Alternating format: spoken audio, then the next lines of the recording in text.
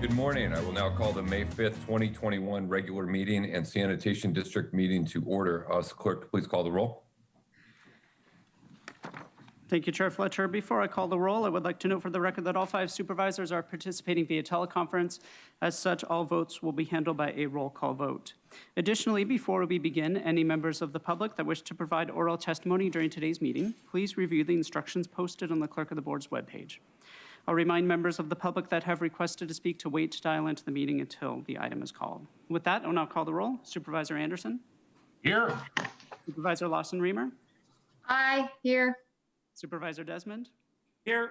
Vice Chair Vargas? Morning, here. Chair Fletcher? Present.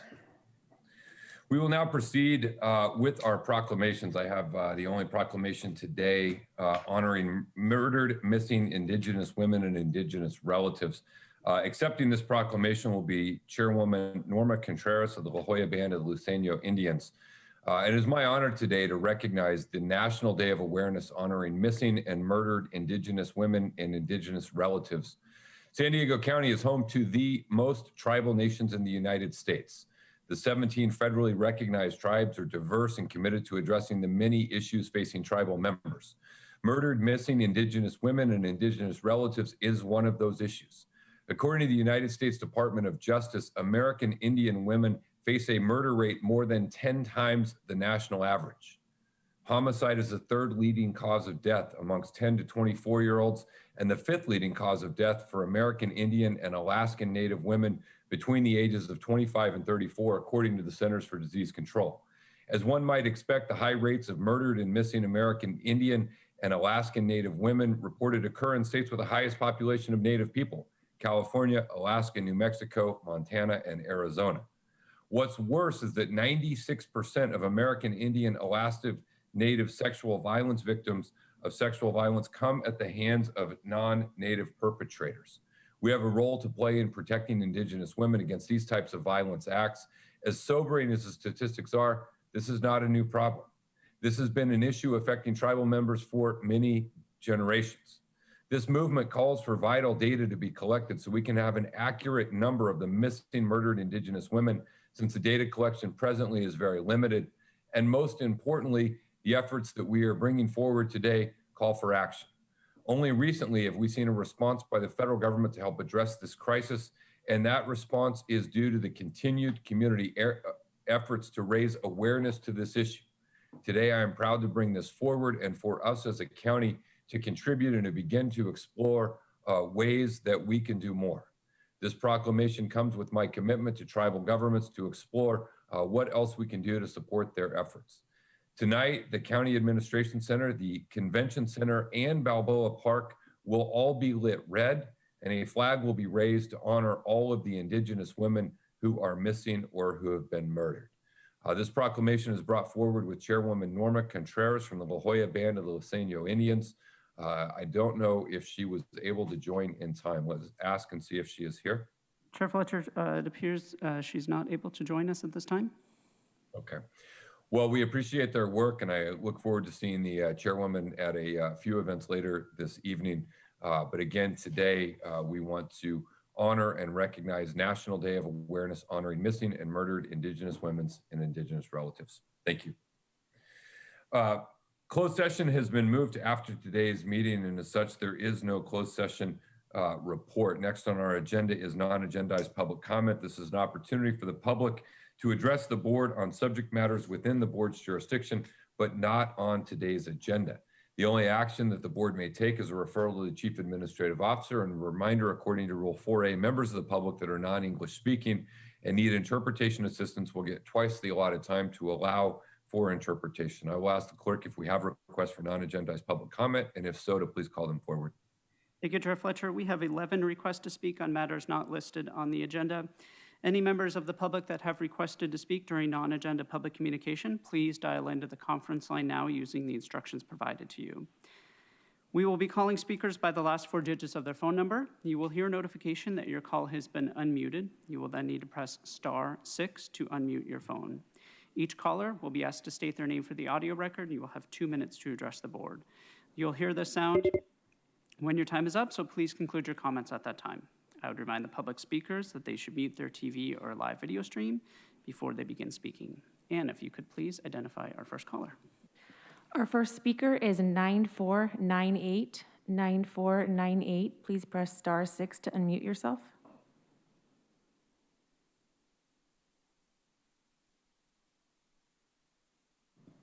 (9498). Please press *6 to unmute yourself.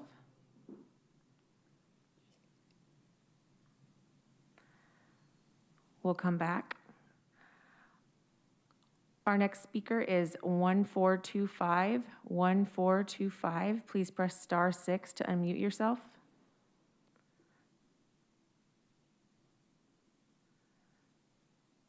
(1425). Please press *6 to unmute yourself. Honorable Board of Supervisors, thank you for the opportunity to comment publicly. First, I'd like to state that I very much support the native plant landscaping policy proposal that would help safeguard our precious local biodiversity. Secondly, I appreciate attending the CAP workshop a couple of weeks ago. As a result, however, I would like to request that the county include aviation GHG emissions in the CAP inventory. Aviation emissions are a significant source of GHGs and other dangerous air pollutants. The quality of the air we breathe matters, and community members living near airports who are disproportionately exposed to aircraft emissions have a right to know about the significance of those exposures. Of special concern recently is mounting scientific evidence that air pollution from fossil fuel combustion can impair children's brain development. So please consider adding aviation GHGs to our CAP emissions. And ma'am, thank you very much. ma'am, can you please state your name for the audio record? Mary Ann Viney, Carlsbad. Thank you very much. Our next speaker is 2965. 2965. Please press *6 to unmute.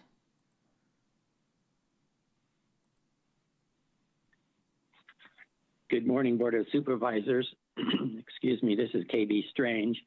This morning I'm calling in from my work, which is a minority-owned and operated pharmacy that serves the unincorporated areas in through our delivery program.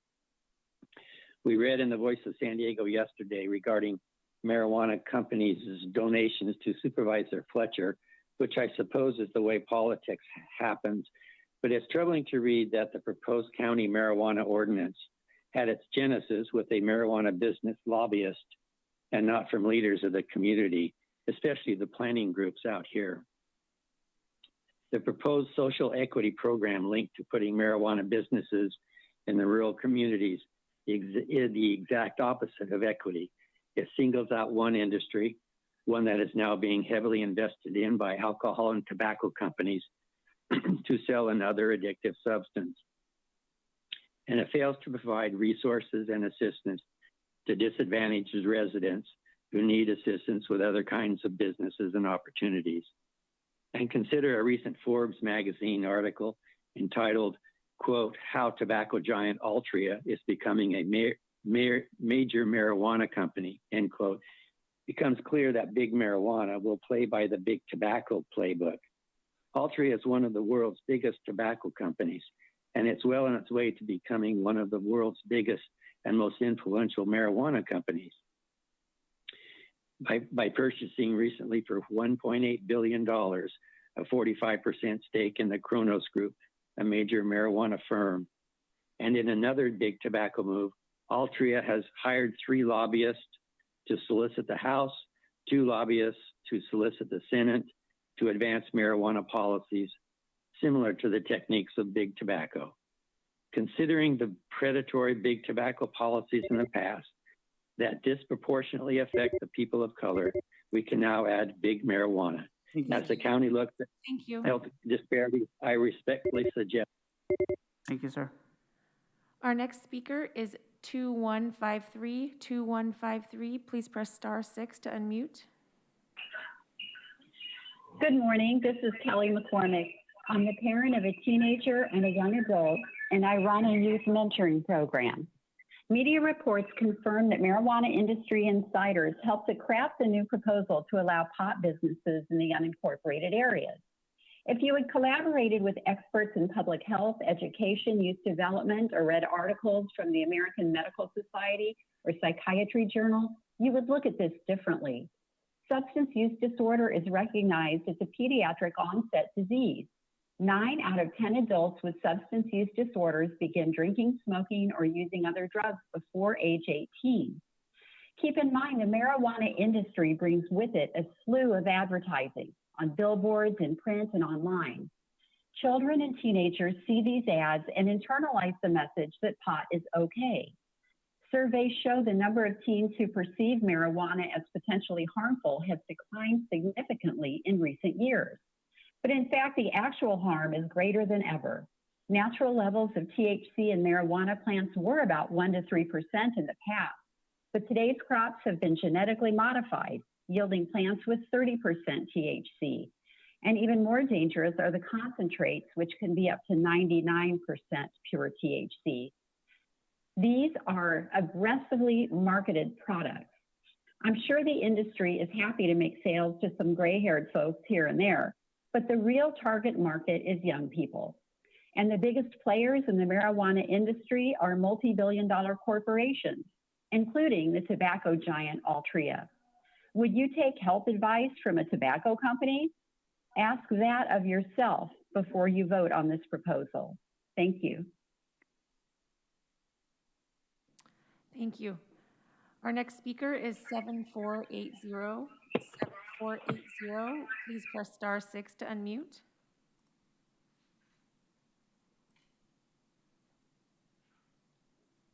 *7480. Please press *6 to unmute.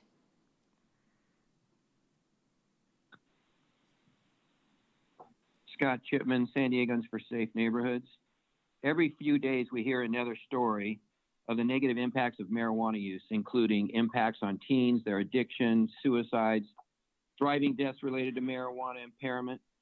AAA just published another study indicating that marijuana is often used with alcohol, increasing impairment dramatically. Colorado's own father of legal pot, Robert Corey, just published an open letter expressing regrets over how marijuana legalization has gone in that state, saying the outcome of 64 is shameful, hurts people. Colorado is not safer. What I've changed my mind on, applying current reality, is the wisdom of commercialized for-profit, elitist, government-protected, privileged, monopolistic industry that perpetuates itself and its obscene profits to the detriment of public good and the planet Earth. California's Prop 64 outcomes are no better. According to sheriffs in Northern California, billions of gallons of water are being stolen to supply illegal and permitted marijuana grows. How do we know the marijuana being sold in San Diego is not coming from these types of grows? No one's checking. Our own USD just published another among hundreds of other studies on the harms of marijuana use to the unborn and recently born. In reports published in Arizona, Texas, and Florida, the #1 drug associated with a child's death is marijuana. In Texas, the association was greater than the total of meth, amphetamines, alcohol, and cocaine combined. Yet this board that is responsible for public health only seems to want to discuss how to assist the industry and establishes no regulations to reduce or even measure the harms. Your first responsibility is to public health and safety and not to marijuana drug dealers. Thank you. Thank you. Our next caller is 6626. 6676. 6676. Please press *6 to unmute.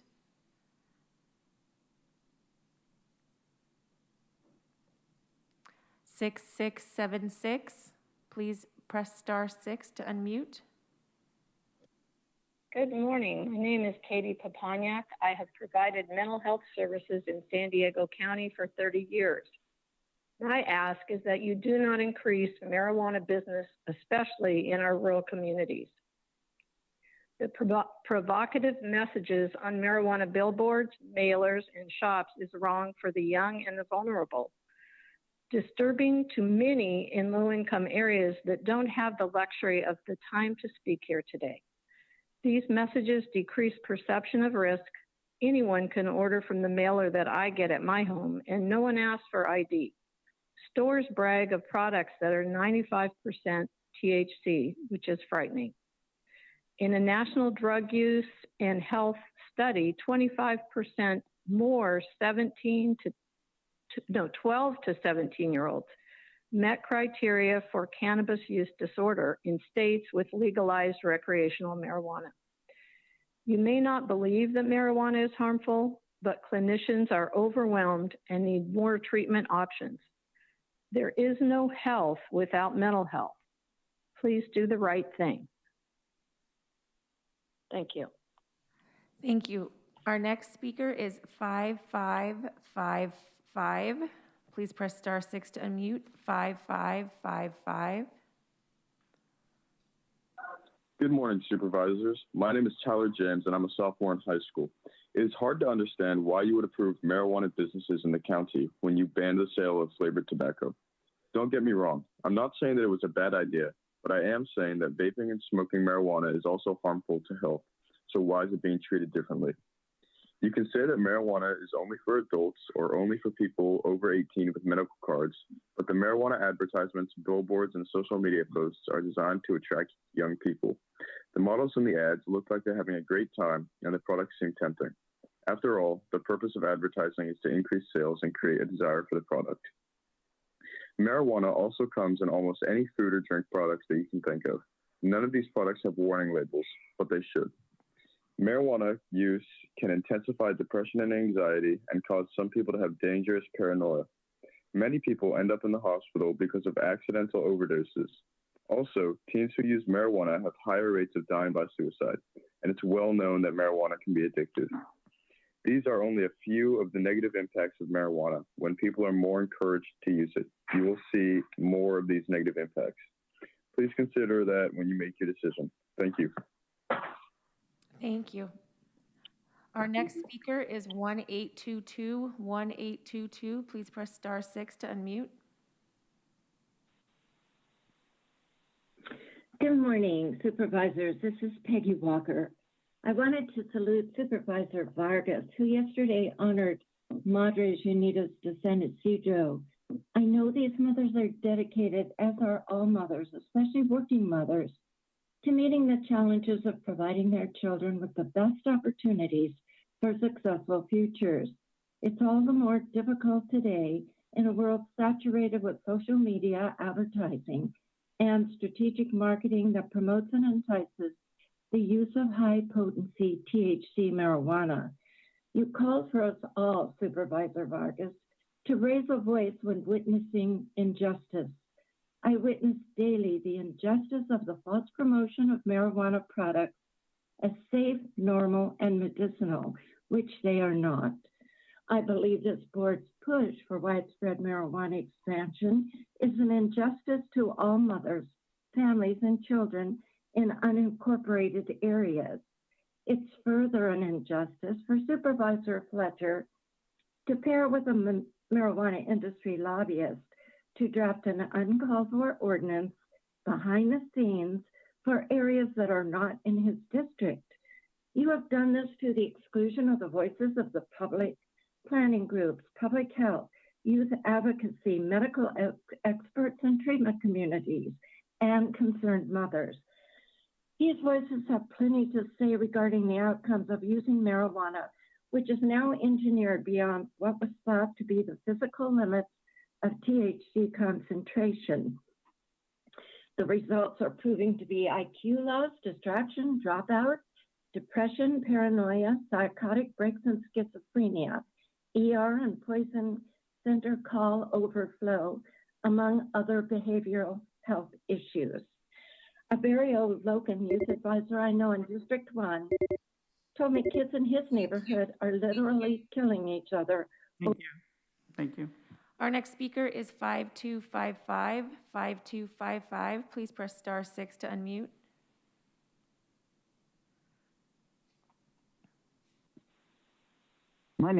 Good morning, Board of Supervisors. My name is Doug Brundage. I build and rehab multi-unit housing in disadvantaged neighborhoods. I've worked closely with the city and county on many projects over the years. I've built low-income housing for the city of San Diego. I've built and owned units in El Cajon, National City, Chula Vista, and San Ysidro. My experience with marijuana use in and around these multi-unit housing and disadvantaged neighborhoods indicates that it has increased significantly, especially this past year.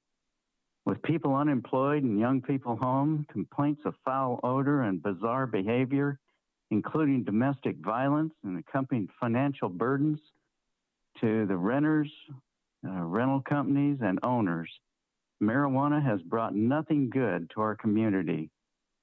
As someone who knows firsthand how difficult it can be to obtain building permits to accommodate zoning laws along with agricultural requirements and environmental impact requirements in unincorporated areas, I find it unbelievable that you would propose an ordinance providing such ease and simplicity for an industry such as marijuana. It's clear the county is going down a road that cares more for profits and earnings rather than upholding the long-standing strict laws that have been enforced for decades, protecting the disadvantaged as well as young people. San Diego is better than this. Thank you. Thank you. Our next speaker is 2252. If you'd like to speak on this item, please press *6 to unmute.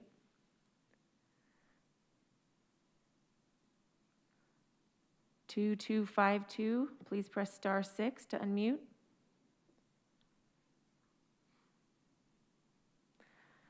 Okay, recalling 9498. 9498, if you'd like to speak, please press *6 to unmute. Hi, good morning. Thank you. This is Julia Peel. I'm an advocate for small business owners. I RSVP'd to speak yesterday, but there was a lot of confusion. Even the staff that work at the board offices did not know what agenda item number was for the $40 million in hazard pay put out in the news. I was informed by two different people at two different times with your offices that item 9 was the agenda item that would be discussing the hazard pay for county employees. When you started to discuss it, I realized that nowhere in there were you talking about hazard pay, so I hung up. Where are residents supposed to go to get help on figuring out what the correct agenda item is when the topic is not written the way it has been presented in the news on your own website? When the staffers within the bureaucracy of the county supervisors don't even know the correct agenda item number and no one answers at supervisors' offices, and I've called about 4 of them, this is not good. Residents are on their own in this county, apparently, unless you are in good with a specific supervisor who lines up her groups and speakers ahead of time, as I witnessed yesterday. I took 6 hours away from work listening yesterday to get to that agenda item number, and I had a lot to do, and all I wanted to do was comment for my friend, as well as every other small business owner. But in her situation, she has lost 2 of 3 of her hair salons during COVID, and all for what? To be misinformed, not only 1 time, but 2 times by your own employees who themselves do not understand what you will be discussing within the agenda items. Do you not honor hardworking people who are trying to get ahead in this society? Again, I took 6 hours. This is unacceptable that you do not write your agenda in a way that everyone knows what's going to be talked about. It's inequitable to people that do not understand your supervisory jargon, just like acronyms. If you truly believe that everything needs to be equitable, then you would be honest in the wording of your agenda items. How do you think this makes you look? Thank you for your time. Thank you. Recalling 2252. If you'd like to speak, please press *6 to unmute. 2252, please press *6 to unmute. Chair Fletcher, we're not seeing any activity with that line. So with that, that concludes the request for non-agenda public communication this morning. Thank you to the clerk. Thank you to everyone who called in. Just 2 quick clarifications. The reason you couldn't comment on hazard pay yesterday is because we didn't vote on hazard pay yesterday. There was nothing on the agenda regarding hazard pay, which is why it was not there. So I don't know who told you it would be voted upon, but that's probably why you couldn't get an answer for where it was on the agenda, because it was not on the agenda. It will be on the agenda at some future subsequent meeting, and that will be publicly noticed. And I think if you call any of our offices, we'd be happy to walk you through the item and the most appropriate one to call into to make sure your voice is heard. And then second, and again, on this issue, I don't think the actual facts matter, but the Cannabis Ordinance has not been drafted. It is in process of being drafted. Every planning group is having meetings with the opportunity to weigh in. Countless of community groups are having meetings with the opportunity to weigh in, and any group that would like to have a meeting to weigh in on what they think is certainly welcome to. And our board is doing a very transparent and exhaustive community-based process to get feedback and input on what the ordinance will look like. And then when it is drafted and comes back, there will be plenty of time to comment on that. So, you know, you may disagree with the direction of the board, but we should at least be factual with what we're talking about as it relates to the process.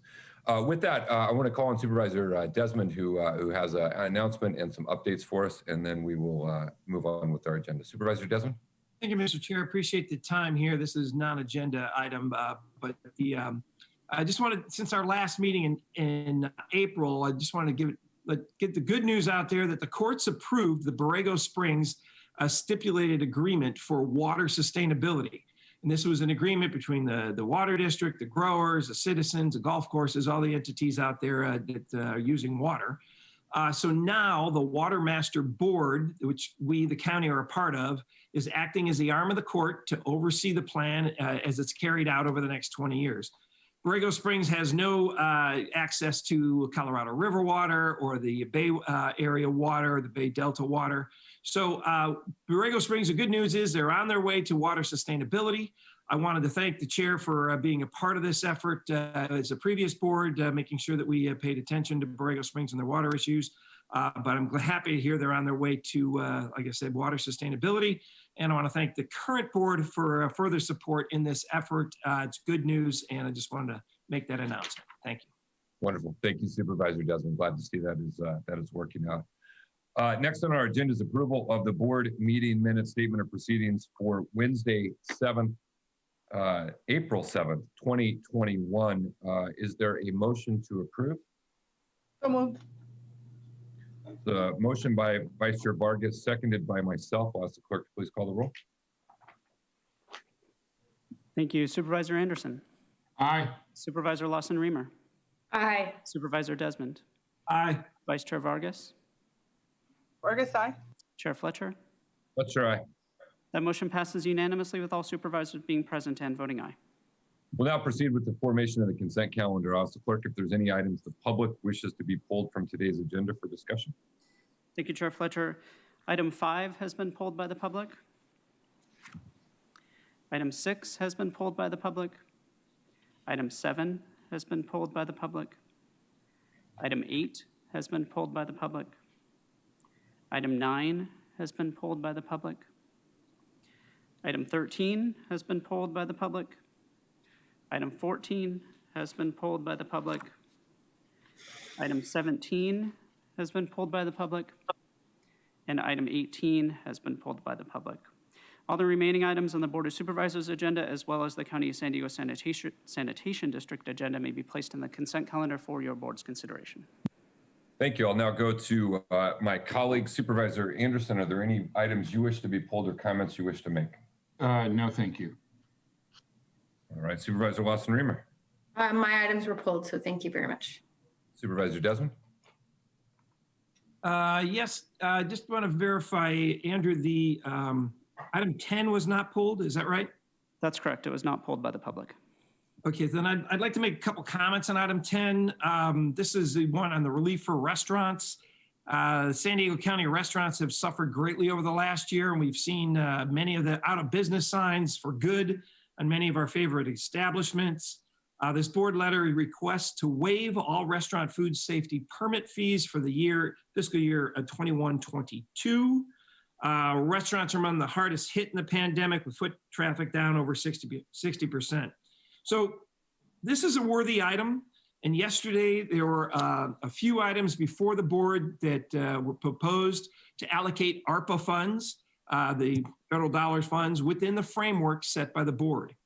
And we agreed as a board yesterday to refer these items to the CAO for consideration and inclusion into the ARPA funding plan that will come to the board on June 4th.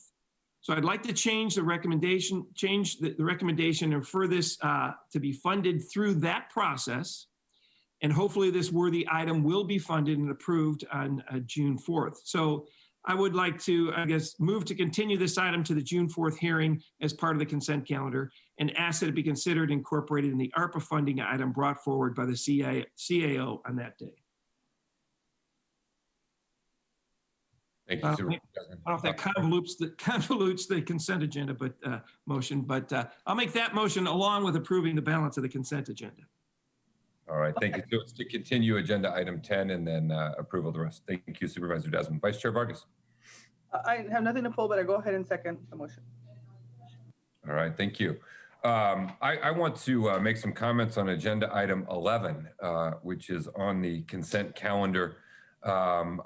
This is a cannabis equity grant, and I want to thank the staff and community advocates, especially pillars of the community and community advocates for a just and moral government, who put this grant on our radar, who encouraged the County of San Diego to apply for this funding, and our key stakeholders in our process. And I'm glad that we were able to receive these resources in this state grant to help support the county's cannabis effort. And I think this is a positive thing. With that, we have a motion by Supervisor Desmond, seconded by Vice Chair Vargas, for approval of the consent calendar. Before the clerk calls the roll, I want to confirm the items for discussion today will be 5, 6, 7, 8, 9, 13, 14, 17, and 18. And if we can confirm that is correct, and then please call the roll. Thank you. That is correct. With that, Supervisor Anderson? Sorry, I'm slow on the mute. Aye. Thank you. Supervisor Lawson-Remer? Aye. Supervisor Desmond? Well, even though I made the motion, I need to register a no vote on item 11. So I'm just going to put that in there as a no on item 11 and then yes for the balance. Thanks. Thank you. Vice Chair Vargas? Vargas, yes. Chair Fletcher? Fletcher, aye. That motion passes unanimously with all supervisors being present and noting for the record that Supervisor Desmond voted no on item 11. Thank you. We'll go to our agenda items. We'll start with agenda item 5. This is the second consideration and adoption of an ordinance related to the management of solid waste. I would ask members of the public that wish to comment on this item to please call in at this time. Let me go to staff and just ask if you have any comments that you would like to make on this item before we hear from public speakers. Good morning, Chair Fletcher and members of the board. We do not have a presentation on this item. The franchise hauler agreement paves the way for us to be able to achieve our diversion goals for sustainability efforts and our climate action plan, but staff are available to answer any questions. All right, thank you very much. I'll ask the clerk to please call forward the public speakers on this item. Thank you, Chair Fletcher. We had 3 requests to speak in favor of this item, and we received 3 e-comments. For those individuals that requested to speak on item 5, please dial into the conference line now using the instructions that were provided to you. Just give them a moment to dial in.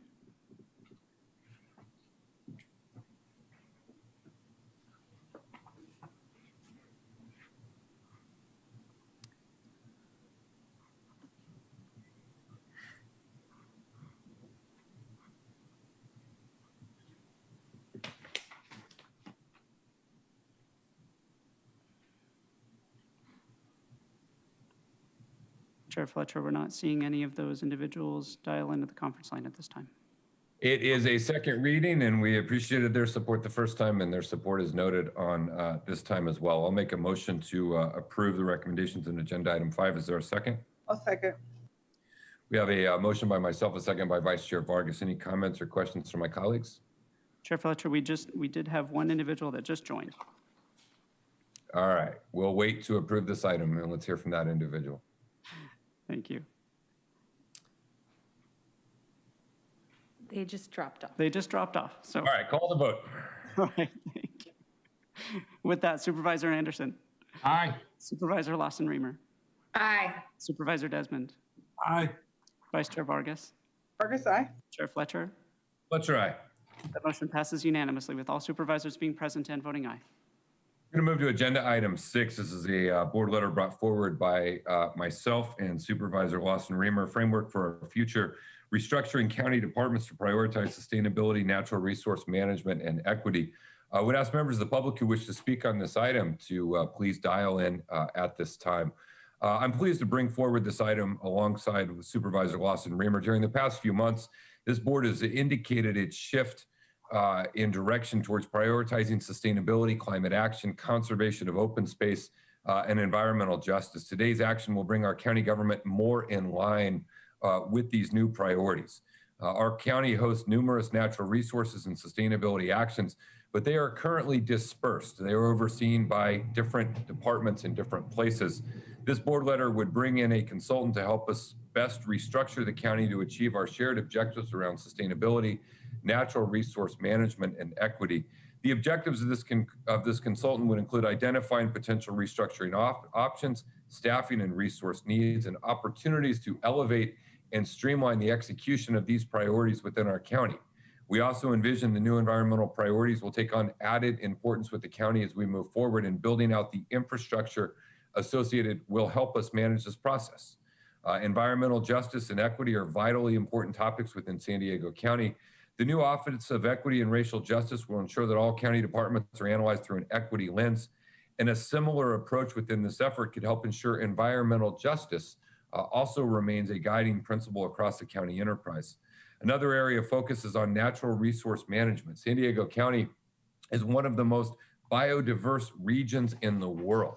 We have allocated substantial funding and resources to create a strong and effective MSCP. Thousands of acres are now preserved in perpetuity, and we have even exceeded the state target to conserve 30% of our land by 2030. Natural resources conservation and management is a critical focus of the Department of Parks and Recreation, and is aligned with our sustainability, climate action, and water conservation efforts. We can explore opportunities to integrate natural resource conservation and preservation across the enterprise. I want to thank my Environmental Advisory Committee who brought the need for this change to my attention. I value and appreciate their expertise and input, and I'm hopeful that today we can pass this item. I'd like to now go to Supervisor Lawson Reamer, then we'll hear from public comments, and then return to the board. But let me turn it over to Supervisor Lawson Reamer. Thank you so much, Chair Fletcher, and I'm just really excited to bring this forward. As you just mentioned, sustainability-related responsibilities span the entirety of our county government, and our county employees do vital work, from reducing waste and stormwater pollution to climate action planning to procuring energy to the conservation of native species and agricultural and natural lands. However, these programs are currently spread out among many different county departments, from public works to parks and recreation to planning and development services. And this dispersion of responsibility makes it really hard to really center and focus on sustainability as a core objective in everything the county does and every way we operate. The increasing urgency of our climate situation and our ambition of this board to take action on sustainability on every level means that we must empower our county employees in this work and ensure that sustainability is integrated into county operations from top to bottom, and particularly that we create a better momentum towards enterprise-wide coordination. So I'm really happy to partner with Chair Fletcher to propose that we move forward with reorganizing to better achieve our environmental, economic, and social sustainability goals, and to manage our county's precious natural resources. I'm very much looking forward to a consultative process that gathers deep input and thoughts across our county from employees in every department, as well as stakeholder groups in our community, about how we better organize our county to ensure that sustainability is at the center of our agenda. I'm looking to the Office of Racial Justice and Equity as a lodestar in this effort, because we can move in a similar direction on our sustainability agenda through this action today. So I would be happy to second this item, and very much encourage my colleagues to support it today. Thank you. Thank you. I'll ask the clerk to please call forward the public speakers on this item. Thank you, Chair Fletcher. I'll note for the record that we received 68 e-comments on this item, and we have 14 requests to speak. Any members of the public that requested to speak on item 6, please dial into the conference line now using the instructions that were provided to you. We will be calling speakers by the last 4 digits of their phone number. You will hear a notification that your call has been unmuted. You'll then need to press *6 to unmute your phone. Each caller will be asked to state their name for the audio record, and you will have 2 minutes to address the board. You'll hear this sound when your time is up, so please conclude your comments at that time. I'd remind the public speakers that they should mute their TV or live video stream before they begin speaking. And if you could please identify the first caller. Our first caller is 8569. 8569, please press *6 to unmute. Hi, can you hear me? Yes. Oh, good. Dear Chairman Fletcher, members of the board, my name is Frank Landis, and I'm the Conservation Chair of the San Diego chapter of the California Native Plant Society. We strongly support the county taking effective steps to deal with climate change and other sustainable issues and to decrease our greenhouse gas emissions while becoming sustainable. We agree that there are likely many ways in which coordination can be improved across the county government's many departments, and to that end, we support the county's plan to do the research and develop an effective framework to restructure county departments to prioritize sustainability. My only very gentle caution is that, unfortunately, as you all know, the county routinely has to deal with multiple crises, from ensuring affordable housing, water, and food to dealing with public health issues such as pandemics while avoiding local mass extinction. I would therefore gently suggest that the consultant hired is briefed on the importance of improving the county's ability to deal with all its problems at once in the context of helping the county move towards sustainability. And thank you very much for taking my comments, and thank you for pushing this motion forward. It's long overdue. Thank you. Our next speaker is 2809. 2809, please press *6 to unmute. Yes, this is Dr. Peter Anderson with an officer of the Sierra Club, and we strongly support Supervisor Fletcher and Lawson Reamer's initiative to restructure the county departments to prioritize sustainability. The health of our residents is at stake here. Very often, one department does not consider what another department is doing, and the result is greater water pollution, closed beaches, greater air pollution, and of course, the climate crisis, which is an accelerating and impending crisis, requires greater attention to this. San Diego is a major city, and if we're not completely involved across all of our departments, then we are not doing our share, nor are we a very good role model for other states and communities. So I think this can help alleviate agencies working at cross purpose, provide greater coordination, and Sierra Club San Diego is strongly in favor of prioritizing sustainability as a goal. Thank you so much. Thank you. Our next speaker is 8340. 8340, please press *6 to unmute. Good morning, Chair and Supervisors. This is Lucero Sanchez with San Diego Coastkeeper.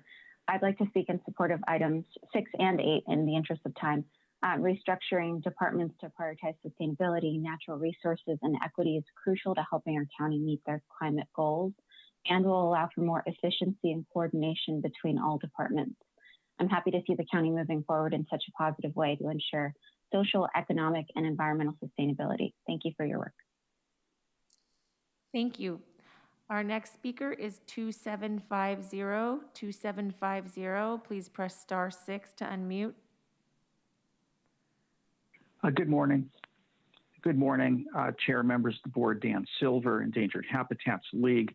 In the interest of time, we'd also like to support items 6, 7, 8 together as they are interrelated.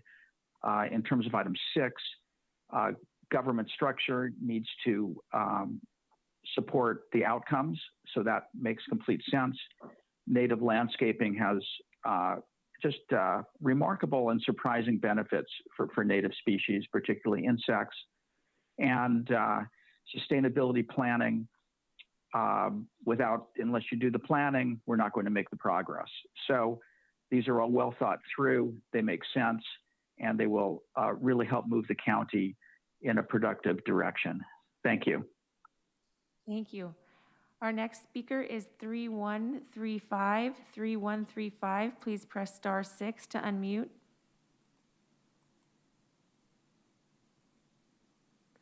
*3135, please press *6 to unmute.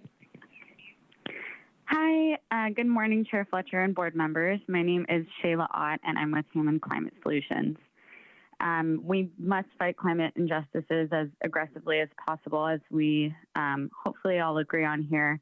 And I applaud Supervisor Lawson Rimmer and the board for making San Diego a leader and committing to zero carbon by 2035.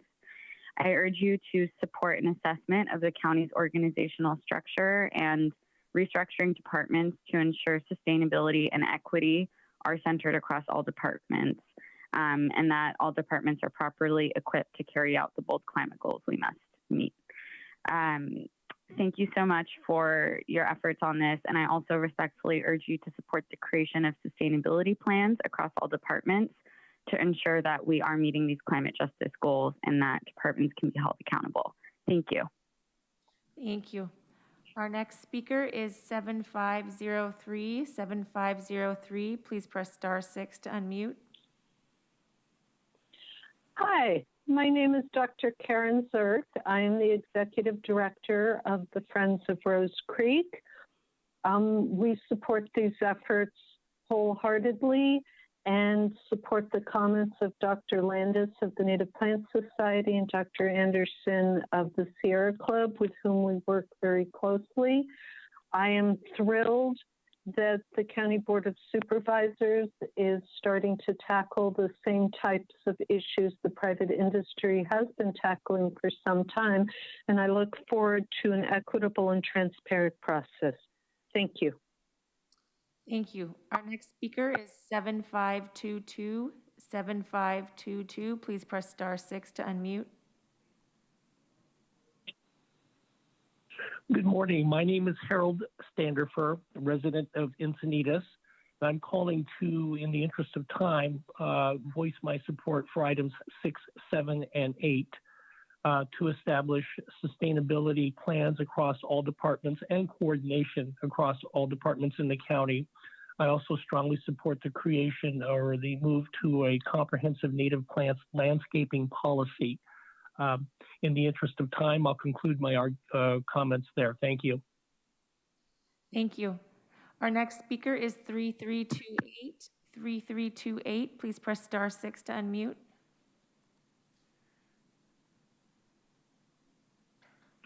Good morning, Supervisors. This is Andrew Meyer from the San Diego Audubon Society. Thanks for the opportunity to comment in support of the county's efforts to make policy and program changes to address our climate crisis. Sustainability and efficiency are key directions for the county to move, and coordinating across the many departments whose responsibilities involve sustainability and natural resources management is needed. This proposal will help the county address those issues better and produce a more effective administration. I think this effort will also make the county more competitive in being a valuable partner on grants and projects with other local municipalities. So I urge you to support an assessment of the county's organizational structure and restructuring departments to ensure natural resources and sustainability are centered across the departments. Thank you very much. Thank you. Our next speaker is 7885. 7885, please press *6 to unmute.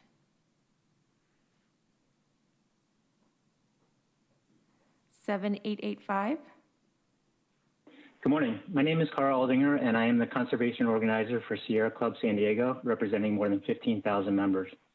I'm excited and proud to declare our support for item 6, restructuring county departments to prioritize sustainability, natural resources management, and equity.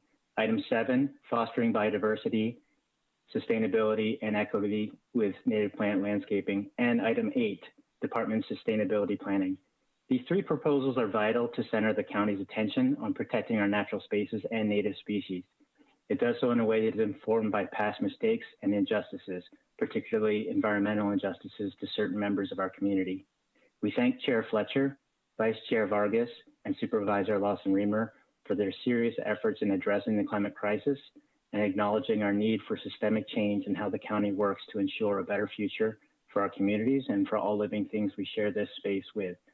51 years ago on the first Earth Day, our nation came together to realign our values to sustain our planet, and it is critical that we can reconfirm our commitment with action, now more than ever, as we race into a climate emergency. Thank you.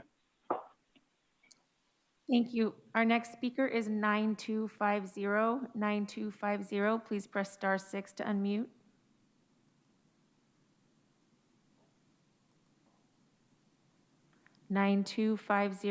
Please press *6 to unmute.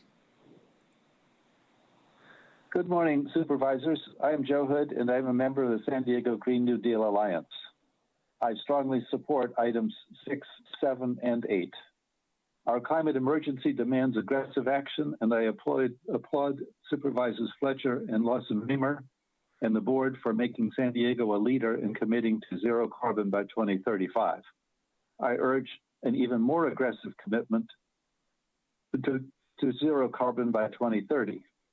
With the right choices, superabundant renewable energy is achievable and, if implemented, will transform our economy.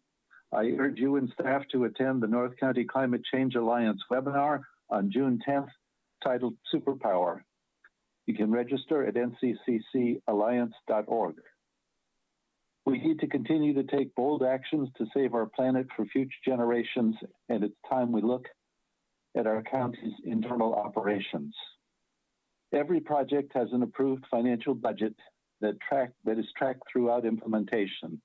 I propose that every project also be assigned a carbon and an emissions budget, and that the greenhouse gas emissions be tracked in the same way and by the same staff who track dollars. Please make this part of sustainability plans across all departments. San Diego has more plant biodiversity than any of the other 3,000 U.S. counties. We must protect and nurture our abundant flora. Please support the creation of a comprehensive native plants landscaping policy to help our region expand natural habitats and protect against drought and wildfires. I urge you to design a program like Las Vegas did to pay homeowners to replace grass with natural plants to reduce unneeded and wasteful water usage. I urge you to focus county operations to honor equity for all living beings. Thank you. Thank you. Our next caller is 2552.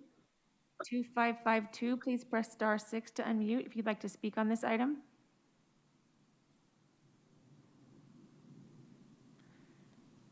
Please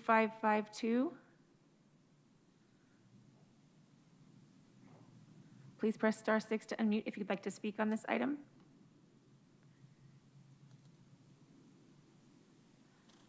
All right. Our next caller is 6979. 6979, please press *6 if you'd like to speak on this item to unmute.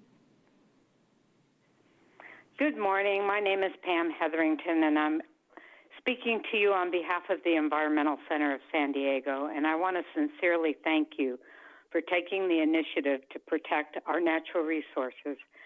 Sometimes a seed needs to be planted to grow and bloom into an idea that encompasses all that we care about in San Diego: our biodiversity, our clean water, our clean air, and sustainable lands.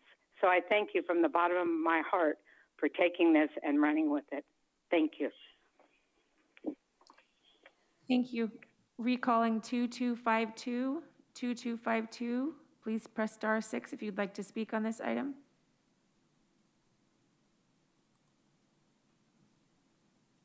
Not hearing any response. Chair Fletcher, that concludes public testimony on this item.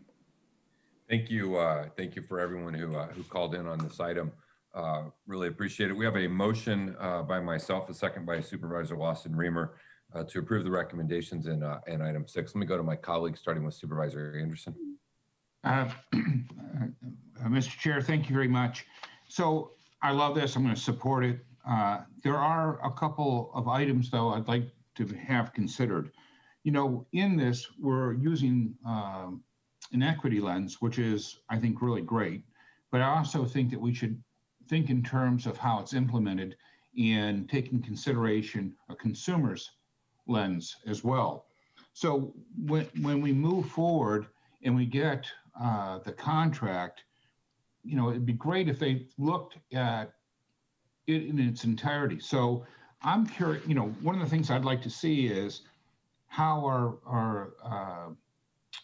our cap fits into all this. Instead of having the individual departments going in, I'd like to have our goal stated and then have it trickle down if that's possible. And at the same time, have them look at when people apply for permits, when they're applying for all this stuff, that we make it easier for people to comply.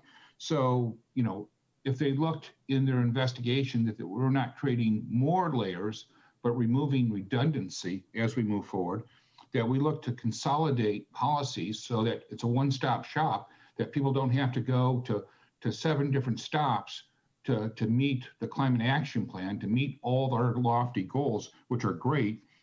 And then that the interpretation of staff is consistent so that a person comes in and they're told that they have to do a certain thing, that when they come back, the next person interprets it differently. I'd like for that to be in it as the consultants considering all this, they consider how the end user would use it. So, and then the other part is, you know, when we're thinking in terms of sustainable and how we get there, we know that there might be better ways to accomplish the goals. So I think having more stakeholders instead of fewer stakeholders is a better way to go. So thinking in terms of environmental design folks, the Farm Bureau, other groups like that, to have them part of the stakeholders when considering how we move forward. And I also think that that education is going to be good for those groups as well as what they can add to us. But and I had suggested this before, but we haven't had an update on the climate action plan, and I'd like to request that we have an update, even if there's no update to be done, because I think that what we're doing with item 6 and item 8 should really be tied to the climate action plan, and at least that we have that framework for the consultant to work off of. The last thing I'd like to consider is, and maybe this isn't the appropriate time, maybe it's on item I8, but when I look forward to item 8, I'm wondering if the same consultant can't just do both 6 and 8 together and put them up, put those 2 items together as far as the consultant's work. But if either one of the 2 authors would like to address it, I would certainly appreciate it. Thank you. Thank you, Supervisor. I'm not totally sure on what all that meant, but it sounds good. We want to be more consumer friendly and include more stakeholders. I think that's a positive thing. Supervisor Lawson-Remer? Yeah, I think more voices, I think sounds very, very good to have more stakeholder engagement. On the consultant piece, you know, I think, you know, we're pretty clear at in both items what the process is, but I certainly would encourage staff to look to be efficient in how you implement that. Makes a lot of sense. And I would trust that they're going to do that as well. So, if I may, you know what, I kind of leaped around. There's really 3 things that I was looking at is, not only do we use the equity lens, but we use the consumer lens because we want people to conform and do things that lead to our climate action plan. So instead of making it more difficult for them, we'd look for opportunities to make it easier for them. So that's the one focus. The other focus is, of course, you get is the having as many people at the table who have influence on what people choose to plant in their yard is important. So thank you. And do you need a motion? If you don't, I'd be happy to make it. Yeah, we have a motion and a second, and well, then just let me vote for it. Yeah, just vote for it. It's good. It's good. We're all good. Any other comments? Thank you, Supervisor Anderson. All right, not seeing any others, I'll ask the clerk to please call the roll. Thank you, Supervisor Anderson. Aye. Supervisor Lawson-Remer. Aye. Supervisor Desmond. Aye. Vice Chair Vargas. Vargas, aye. Chair Fletcher. Fletcher, aye. The motion passes unanimously with all supervisors being present and voting aye. Thank you. We're now going to move to agenda item 7, another item brought forward by myself and Supervisor Lawson-Remer. Let's, if you are a member of the public and wish to speak on this item, please call in now. And let's begin with Supervisor Lawson-Remer on this item.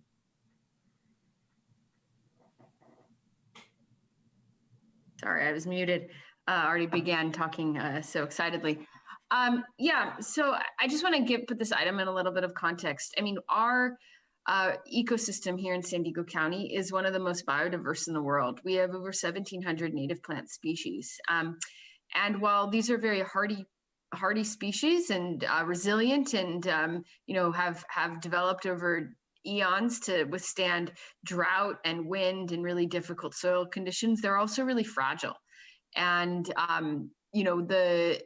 if we don't really think about how we revitalize and invest in our native plants and our native landscaping, we're certainly in danger of losing quite a bit of that biodiversity, which has massive implications, not only on the kind of landscaping that we see and in our day-to-day lives, but also on our biodiversity in terms of our species, and as well as on the sustainability of our soil and on soil erosion, and the viability of our soil over time to sustain other forms of life and to not run off into the ocean to provide a catchment for and a drainage for runoff in our community. So these questions about native species and native landscaping have really deep implications. And so it's really a pleasure for me to make a motion to approve this item.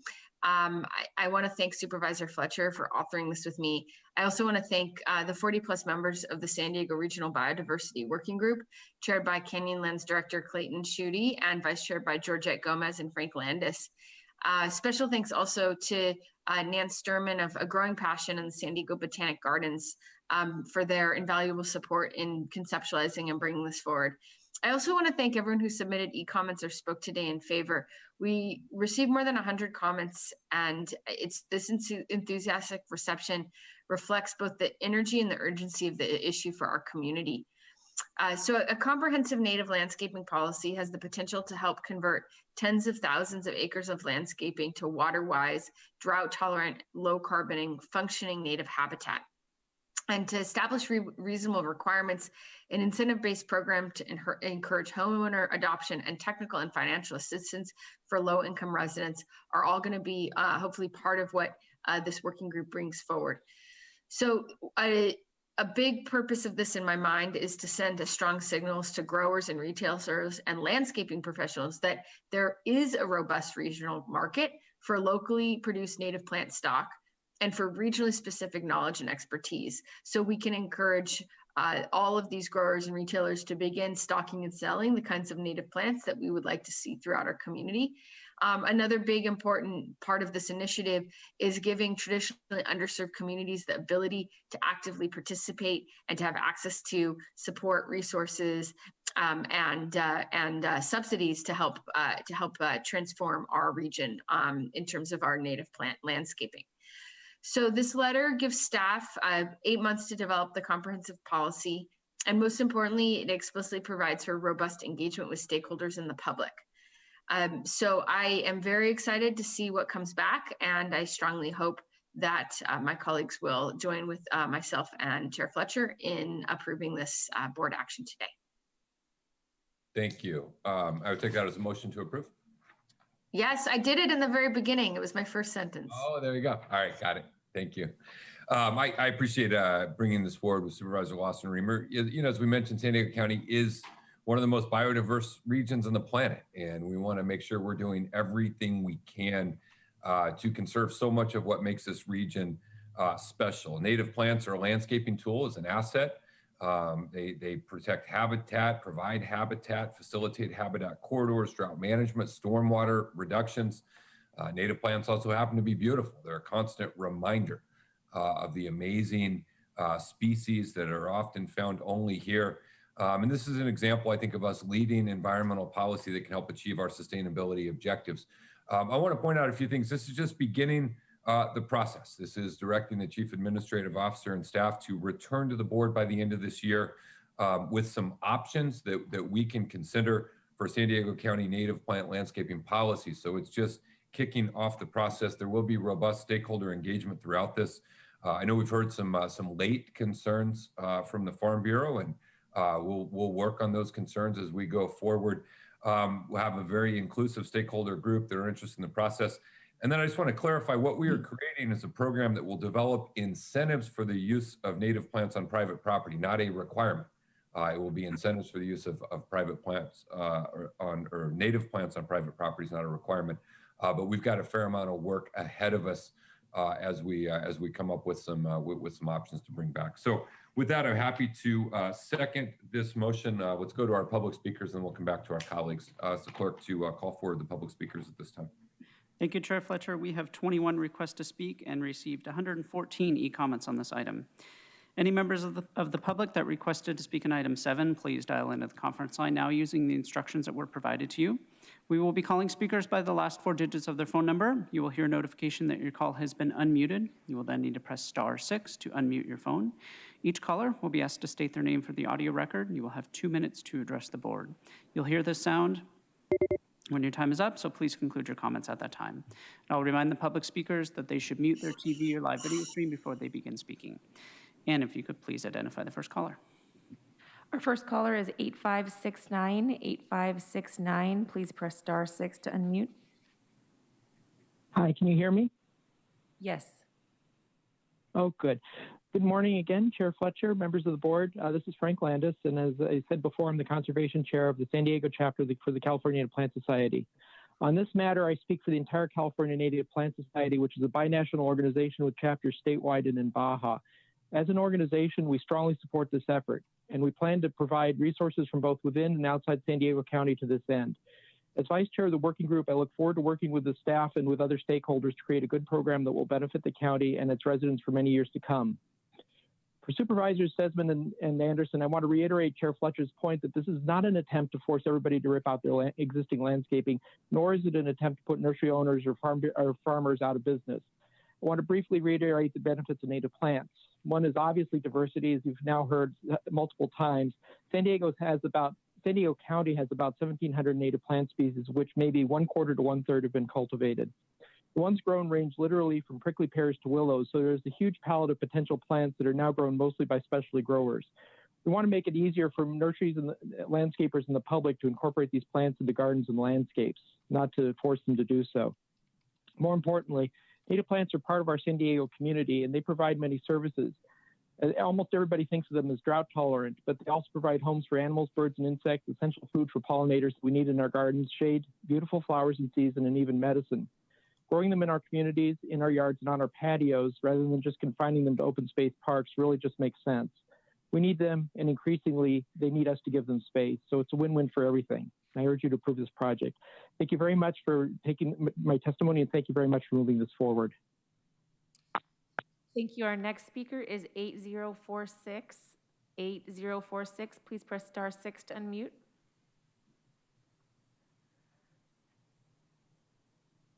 Good morning, Chair and Board of Supervisors. This is Noah Harris with Climate Action Campaign and a member of the San Diego Green New Deal Alliance, calling in support of the development of a comprehensive native plant landscaping policy. Native plant landscaping is a key strategy to building resilience in the face of the worsening threats of the climate crisis, especially wildfires and drought. This policy must also include robust, equity-based resources to ensure that landscaping professionals are not disproportionately burdened by the cost and enforcement of new regulations. And we just want to thank Chair Fletcher and Supervisor Lawson-Remer for your leadership on this effort. Thank you. Thank you. Our next speaker is 4960. 4960. Please press *6 to unmute.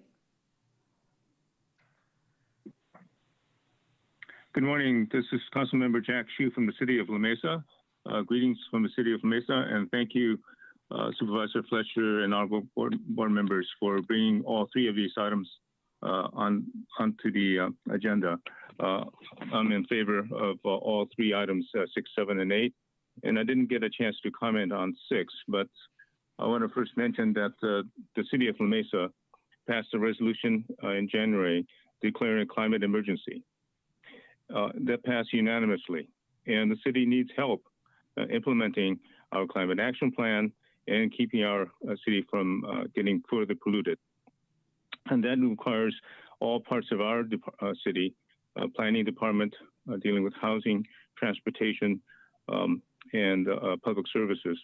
And so I think we're looking forward to watching and seeing what the county does so that the city of La Mesa may be able to learn some of these steps that you're taking the leadership on in dealing with sustainability.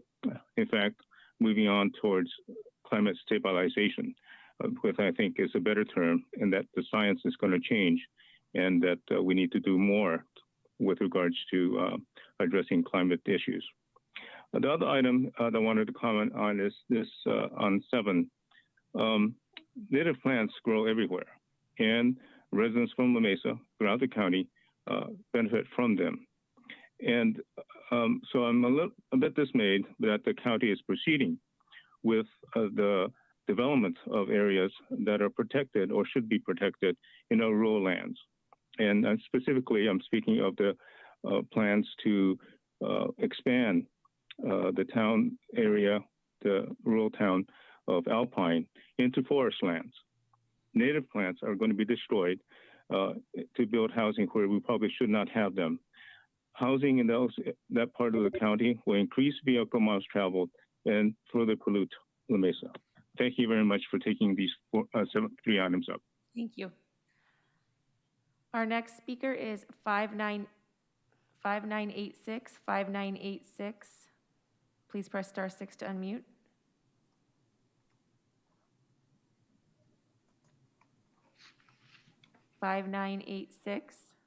Please press star 6 to unmute. Hi, this is Tracy Morgan Hollingworth. I'm the Executive Director of the American Society of Landscape Architects. We have a long history of partnering with the County of San Diego by volunteering the members' expertise and time in a technical advisory role. This has resulted in the development of responsible and sustainably focused regulations for the implementation of landscapes in our region. As state licensed design professionals, they offer significant technical and practical experience and perspective. Therefore, we request that as part of your motion, that a representative from the American Society of Landscape Architects be included as part of the San Diego Regional Biodiversity Working Group who will be developing the proposed ordinance. Thank you for your consideration of our request. Thank you. Our next speaker is 2809. 2809. Please press star 6 to unmute.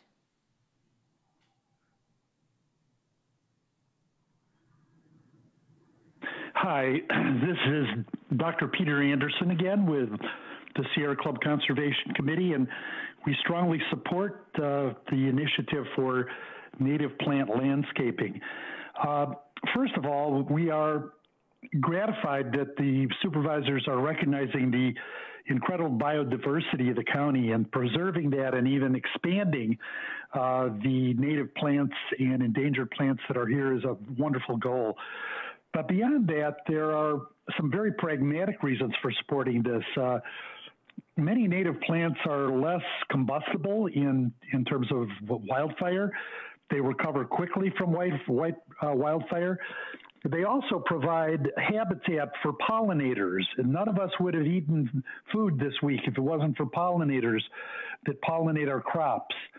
And we know that various kinds of native plants are favored by pollinators and, in fact, are necessary for example, many butterfly species to actually survive.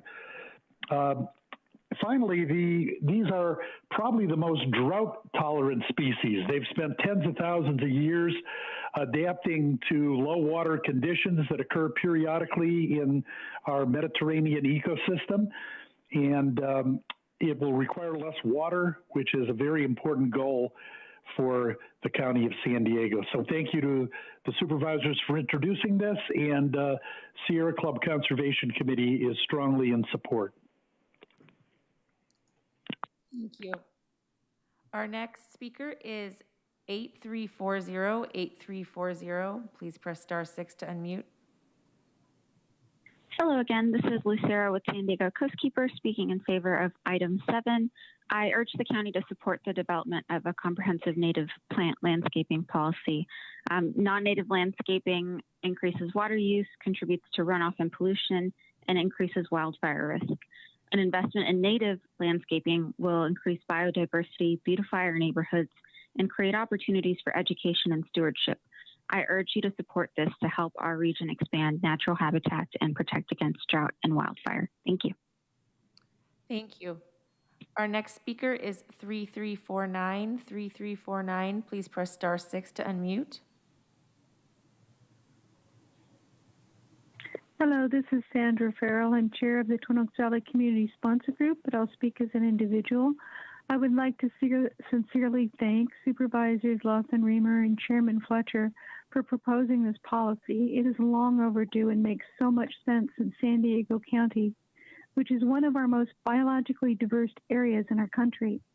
Native plants are naturally water-wise and provide beneficial uses to our native animals who have lost much of their homeland to non-native invasive species and development.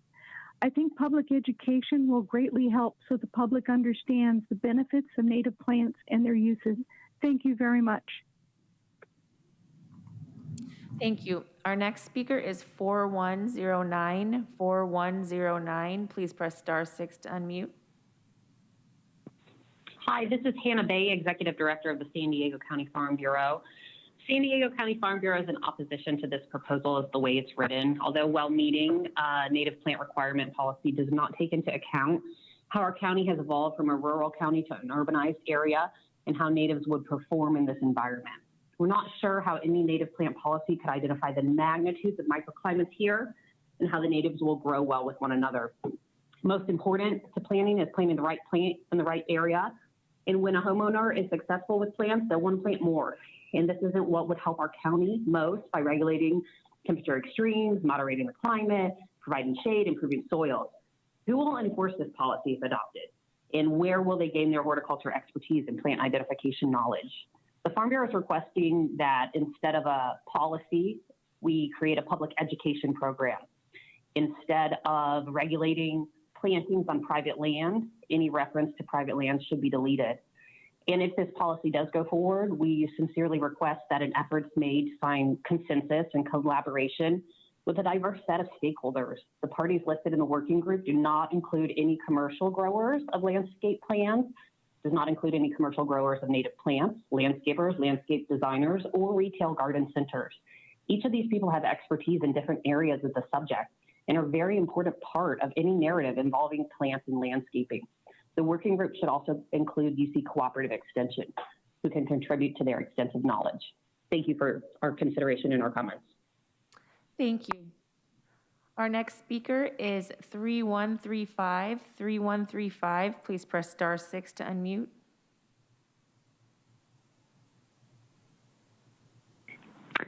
Good morning again, Chair Fletcher and board members. My name is Shayla Ott, and I'm with Hammond Climate Solutions, calling in to support Agenda Item 7.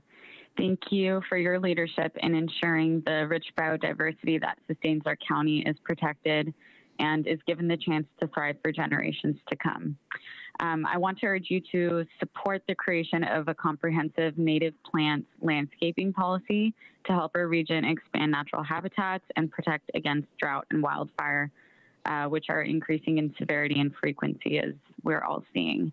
I echo the previous comments of Noah Harris from Climate Action Campaign to ensure that equity is centered in this policy and that folks from communities of concern are not disproportionately burdened by requirements set forth in the policy.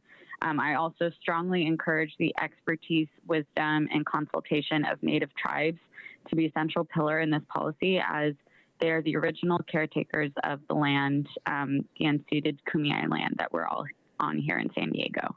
Thank you so much for your efforts on this. Thank you.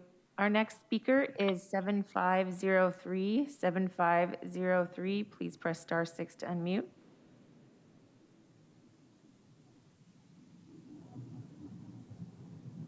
(7503), please press *6 to unmute. We'll come back. Our next speaker is... Here I am. Sorry. Go ahead. This is Dr. Karen Zirk again, Executive Director of the Friends of Rose Creek and a member of the Biodiversity Working Group. We support item 7 100%. And I'm going to talk about a few different reasons why we support it. Tourism and tourism dollars. When people are planting with native plants, they're using less fertilizer or no fertilizer. They're using less or no pesticides, and therefore those items aren't ending up in our Pacific Ocean and Mission Bay.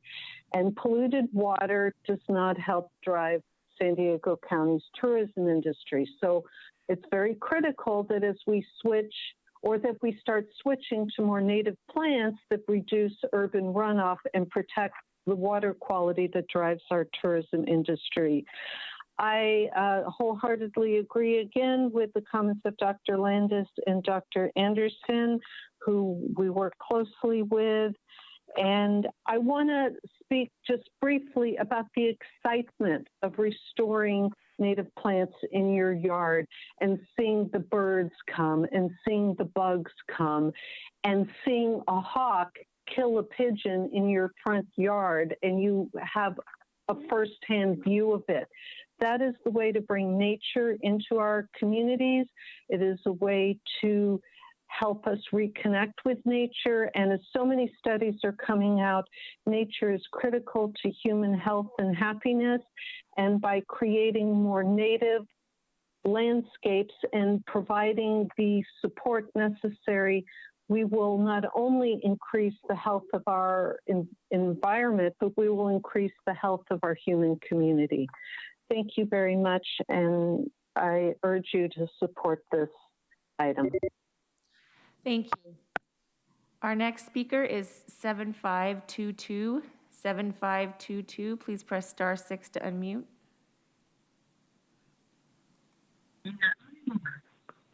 Good morning. This is Harold Standifer, resident of Encinitas, and I'm calling in to lend my support to this item.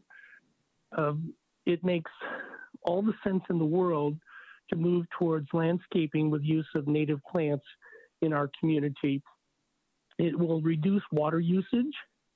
It will create an environment for native species and all the other reasons that have been cited so far by the other callers. I thank the Board of Supervisors for bringing this item forward, and I urge its approval. Thank you. Thank you. Our next caller is 3328. 3328, please press *6 to unmute.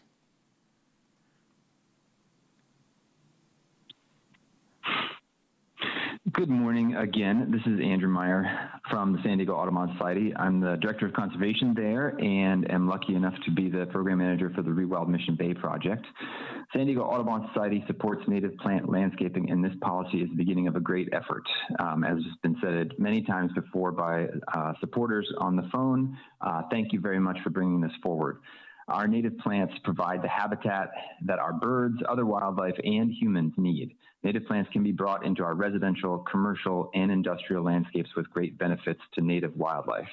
There are lots of species of native plants, which has been mentioned, but our county is also home to over 492 species of birds, which are pretty cool, and thousands more insects and pollinators. All of these species rely on the shelter, nectar, and seeds of native plants. We need to make our communities hospitable to those species too, and will benefit through lower water and maintenance costs, improved resilience to wildfire, and improved quality of life. This effort bolsters many of the habitat restoration projects that we lead, as do many other organizations trying to increase the value of our county to those species and to humans alike. I urge you to support the creation of a comprehensive native plants landscaping policy to help our county restore natural habitats and to bring those vibrant habitats into our communities. Thank you again. Take care. Our next speaker is 2252. 2252, if you'd like to speak on this item, please press *6 to unmute. 2252, if you'd like to speak on this item, please press *6 to unmute. Yeah, hello. Hello? Yeah, hello. Yeah, my name is Vicente Gill. I'm actually here for item 14, the North County Environmental Resource Center. Do we know what time that one might be coming up? We are running through numerical order, so be it a little while. We will note that you're calling in for item 14. Thank you. Thank you very much. Bye. With that, Chair Fletcher, that concludes public testimony in this item. Thank you to everyone who called in. And again, just to clarify, we do have robust stakeholder engagement as we move forward. This is just the beginning process of developing something that would only provide potential incentives on private property. But with that, let me go to my colleagues. I see Supervisor Anderson. I support this and I like it moving forward, but I agree with you. I think that we need more broad-based stakeholders. And we also need to consider fire-resistant plants, water requirements, and slope stability. You know, for years I served on the Water Conservation Garden, and for East County, that is the place that most people go to figure out what plants work, drought-tolerant plants work in their yard. And some of the things that I've learned over the years is that some of our native plants, their life cycle includes fire. When you think in terms of sage, tumbleweeds, thistle, these are all plants that encourage fires, and yet they're native. And yet, you know, when you go out in the backcountry, you see why we have such horrible fires because of these plants. And so I think that, you know, engaging a broader base in the stakeholders, like the American Society of Landscape Architects, the California Landscape Contractors Association, the Water Conservation Garden that the board I served on, the BIA, the Farm Bureau, the San Diego County Water Authority, they're all invested. And I also agree that we should invite the tribes to participate because they're not moving and they're every bit as involved as the rest of us, and we should give them the same consideration. And so with that, though, I plan to support this, but I would like to see those stakeholders in order to make this a better process. Thanks. Thank you. And recommendation 3 is to direct the CAO to engage with a diverse range of interested stakeholders in the public and development of the board options. So I think your comments are well taken, and I think definitely represented in the intent. Thank you, Supervisor Anderson. Supervisor Desmond.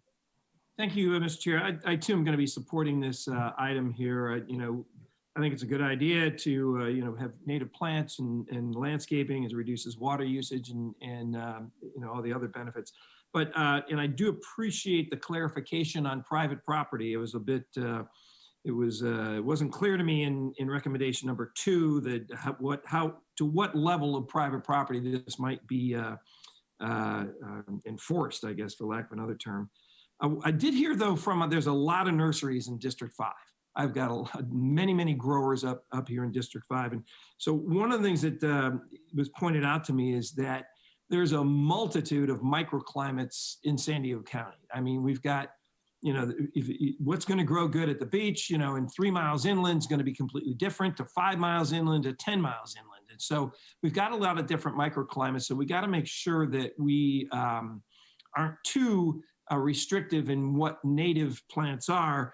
And I know that's going to be a more of a daunting task, but I think it's going to be better for our growers than to, you know, have a variety and be able to grow a variety of different plants. And also what was pointed out is hopefully it's not just native plants exclusively and only, that there's a lot of plants that you know, are decorative and work well with native plants, so that in a lot of these nurseries grow those types of plants and hybrids and things like that, that you know, actually beautify landscape as well and work with the natives that are native plants that are here already. So I do want to reiterate, I know it's been said a couple of times here about the engagement groups. The commercial, it was one of the callers brought up the fact that the commercial growers and landscape and native landscape and native plants, landscapers and landscape designers, and the UC cooperative extension ought to be included. I know you're going to include a diverse. I just wanted to make sure and reiterate what one of the callers did. But the nursery is a little nervous about this, and so I want to make sure that's a $2 billion industry in San Diego County that that they're part of the process and they're successful in this effort as well. Thanks. Thank you, Supervisor Desmond. Supervisor Lawson-Remer. Yeah, first of all, thank you so much for all the testimony and support, and thank you for the voices of support from my colleagues. I do think it's important to clarify, right? I mean, ultimately, the objective here is how do we encourage drought-resistant, sustainable native plants that are appropriate for our climate, and as has been pointed out, for our many, many microclimates. And that's why this is a long, robust working group process to come up with the recommendations and policies. There's no question that there will continue to be a massive, massive, massive industry in San Diego that's not a native plants industry. And this initiative by no means is going to displace that, I think, but the core point here is to provide a framework and a set of incentives to encourage the development of an industry that we all know is really important, and encourage and provide incentives and support for private homeowners, et cetera, to explore and try plants that maybe they hadn't previously been familiar with because they didn't grow up thinking that this is what you plant in your front yard, right? But it's the process of education and familiarity and opportunity that's going to lay the groundwork for ensuring that we have a robust native plant ecosystem here moving forward. So certainly broad input is going to be absolutely necessary. And the fundamental goal here is to really get all of us moving sort of with incentives and, in ways that are supportive to everyone who is interested in having a beautiful landscape, to consider native plants as much as possible when appropriate. So again, just wanted to put that out there as a clarifying point and thank my colleagues for their voices of support. Thank you. With that, we have a motion by Supervisor Lawson-Remer, seconded by myself to approve the recommendations in agenda item 7. Not seeing any additional comments, unless the clerk please call the roll. Thank you. Supervisor Anderson. Aye. Supervisor Lawson-Remer. Aye. Supervisor Desmond. Aye. Vice Chair Vargas. Vargas, aye. Chair Fletcher. Fletcher, aye. That motion passes unanimously with all supervisors being present and voting aye. We're going to move to agenda item 8, Department of Sustainability and Planning, brought forward by Vice Chair Vargas and Supervisor Lawson-Remer. I'd ask members of the public that have signed up to speak on this item to please call in now. We'll go first to Vice Chair Vargas, Supervisor Lawson-Remer, and then we will hear from the public. Vice Chair Vargas. Thank you. I am so proud. Thank you, Chair Fletcher. I'm really proud to co-docket this letter with Supervisor Lawson-Remer. This letter really is a perfect companion to item number 6. And as we center sustainability in the county, we want to make sure that departments, within our county departments, it is important in order for us to really do part of our reducing our carbon footprint. And so as the 3rd largest job provider in the region, I think the County of San Diego should lead by example as we're reevaluating our day-to-day operations and push for environmental justice and equity policies for our community. So I have no doubt that the only way we're gonna have our region achieve our goals is by really holding ourselves accountable in the process as well. So I'm really proud to be co-docketing this with Supervisor Lawson-Remer. And so I would ask respectfully our colleagues to support this item. Supervisor Lawson-Remer. Yes, so I'm going to assume that my colleague Vice Chair Vargas just made a motion to approve, and I'd be really excited to second that. This is just so exciting. I mean, we've been talking since we saw a new board take office in January about sustainability across all of our operations, and this is another really, really vital step towards that.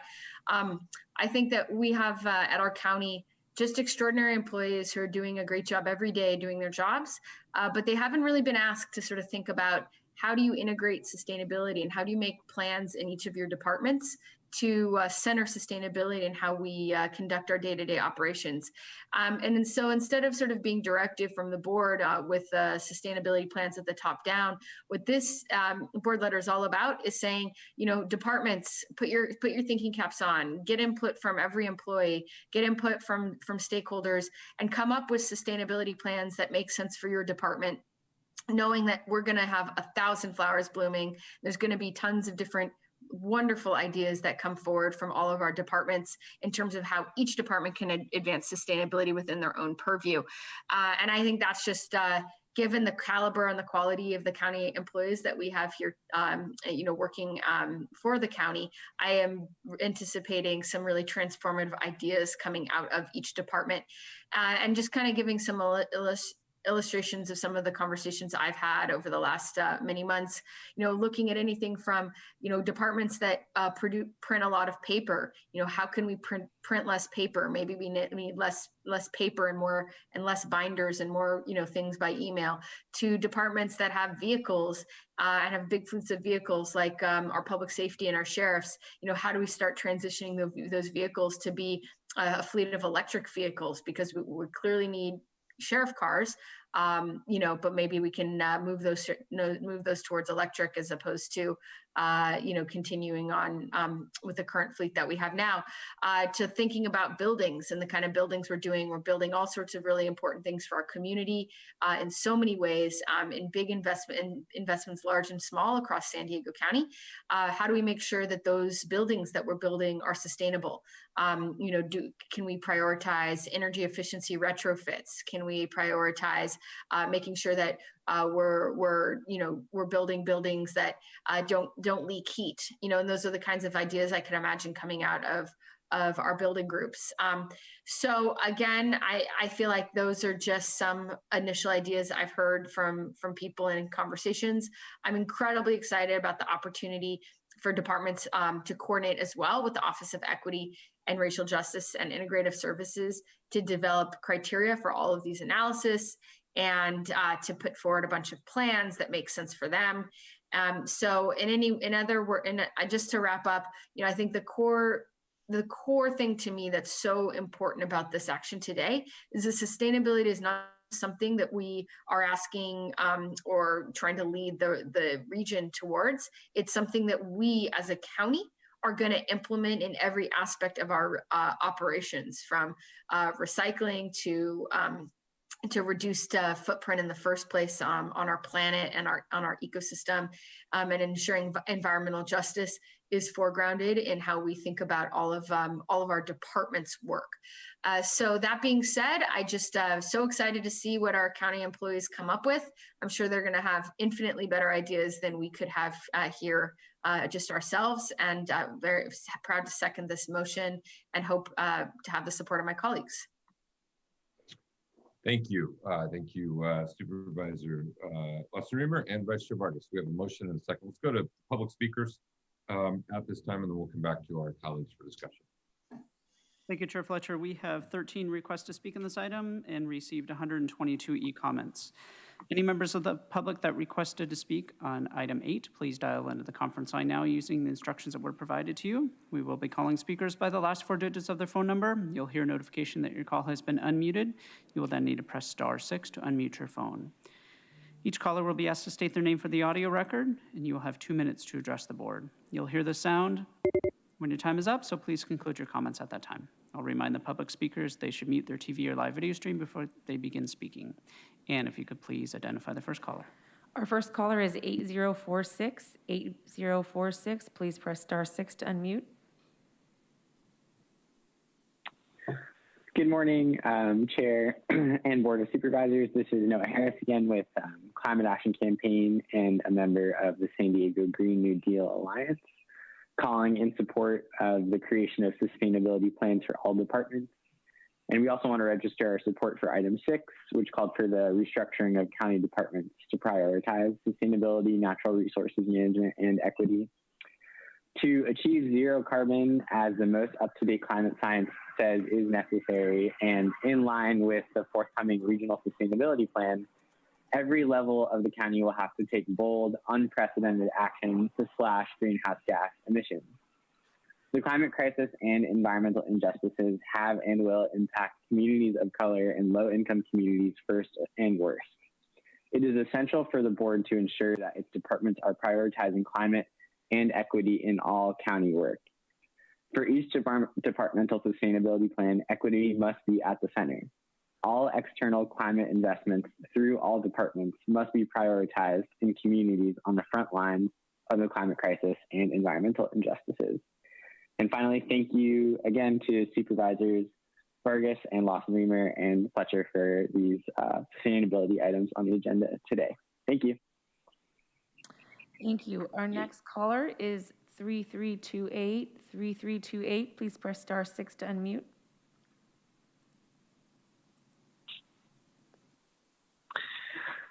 Hello, this is Andrew Meyer from the San Diego Audubon Society again. Thank you for giving me the opportunity to comment in support of 3 things in one day.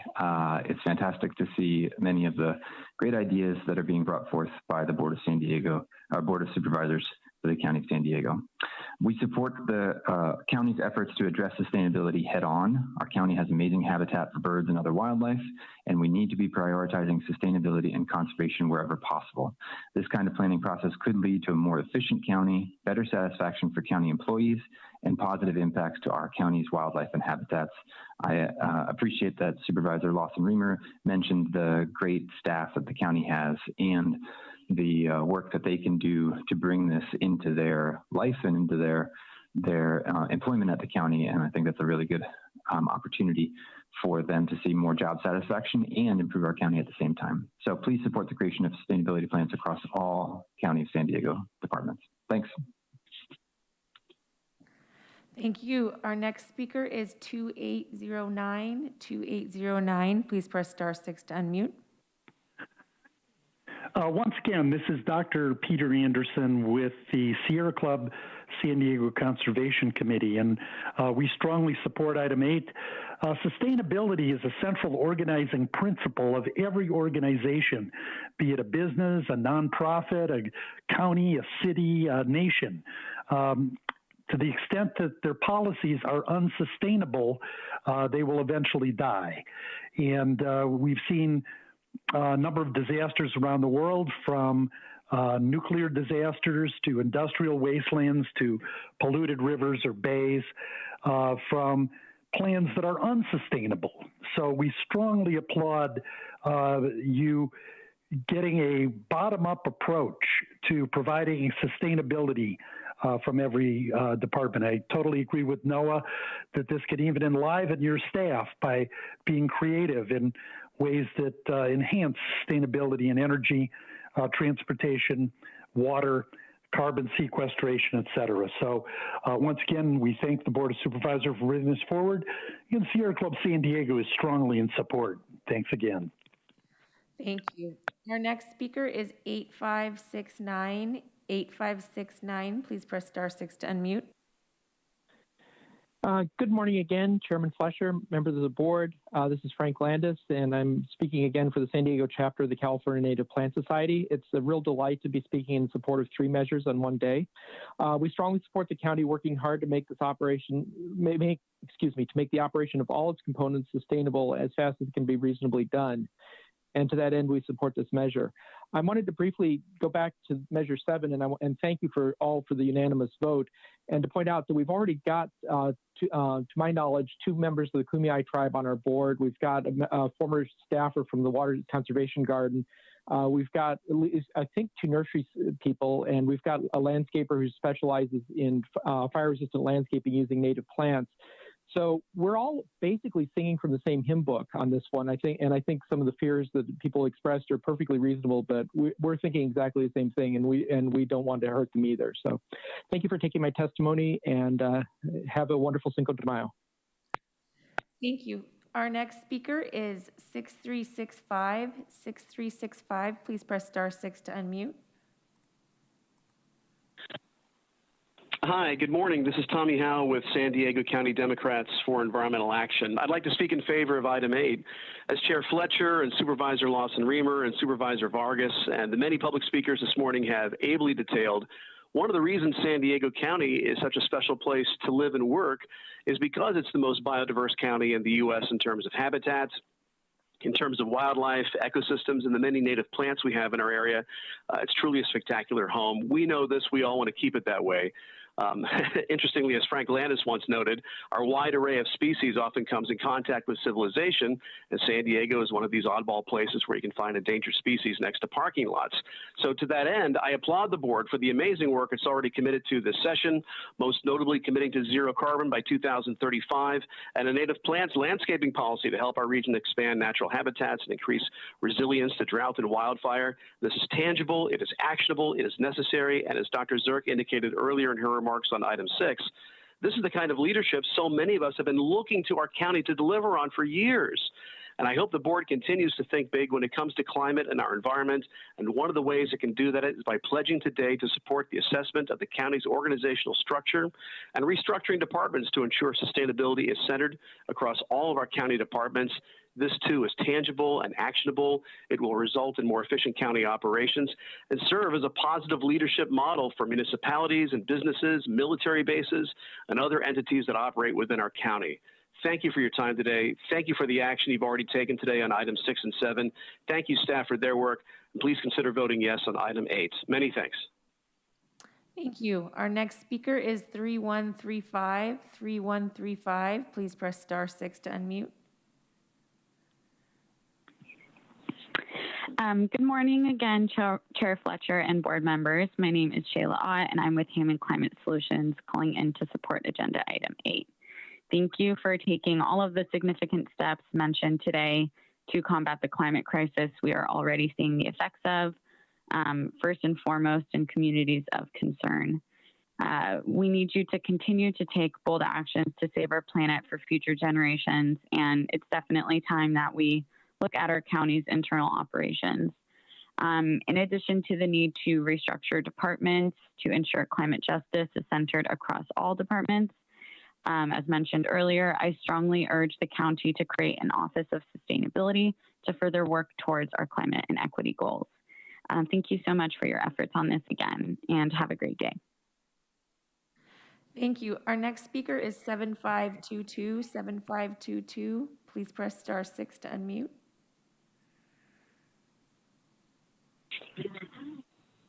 Good morning.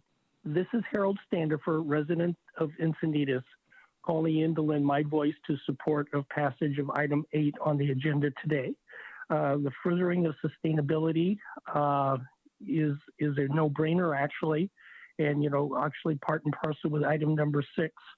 So I lend my vote or my support and urge the Board of Supervisors to approve this action. Thank you. Thank you. Our next speaker is 7503. 7503. Please press star 6 to unmute. Hi, this is Dr. Karen Zirk, Executive Director of the Friends of Rose Creek. I just want to applaud the board for all their positive steps they're taking to address the climate crisis, issues of equity, and of course the biodiversity of San Diego County. I really applaud the bottom-up approach because I feel that the people doing the work are best suited to know how they can reduce their carbon footprint and how they can address longstanding issues in communities of concern. And I think empowering our wonderful staff is going to create a lot of wonderful opportunities. I lend my wholehearted support and the support of the Friends of Rose Creek to agenda item 8. Thank you. Thank you. Our next speaker is 6979. 6979, please press star 6 to unmute. Hello, Pam Hetherington from the Environmental Center of San Diego. I'm sorry I missed agenda item 7. I am in full support of all 3 items, 6, 7, and 8. 8 brings it to a crescendo. It threads the needle through all of the departments, something that we need to happen. I think all the speakers before me have hit the target, that it's a win-win for the departments, for the community, for the board, and the climate. So thank you. Thank you. Chair Fletcher, that concludes public testimony on this item. All right, thank you to everyone who called in. We have a motion by Vice Chair Vargas, seconded by Supervisor Lawson-Remer. Supervisor Anderson. Hey, first of all, I want to commend both of you. I think leading through example is really important for us to do. And I agree. I think that we're going to get our best ideas by being more inclusive. Certainly our employees have great ideas. There are 2 things, though, that I'm wondering if we can include in it. I'd like the climate action plan to be reflected. All these things that we're doing, I really like to be connected to the climate action plan so that we meet all the lofty goals that we're going to put forward. The other part is when I look through the criteria to all this, we should also include affordable housing. You know, we can't ignore the housing need. And I think that as we think about sustainability planning and how we move forward, I think looking at integrating people who are going to live here, people want to move up in housing from not owning to owning, or from the streets to being in housing. I think that that should be one of the lenses that we look at. And I should have brought it up in some of the other areas, but I think that should be one of the core criteria. Sustainability has to also include the whole picture, not just one window. But I love this, and I'm going to be supporting it. Supervisor Anderson. Any other comments or questions? All right, not seeing any. We have a motion and a second. Will the clerk please call the roll? Thank you. Supervisor Anderson. Aye. Supervisor Lawson-Remer. Aye. Supervisor Desmond. Aye.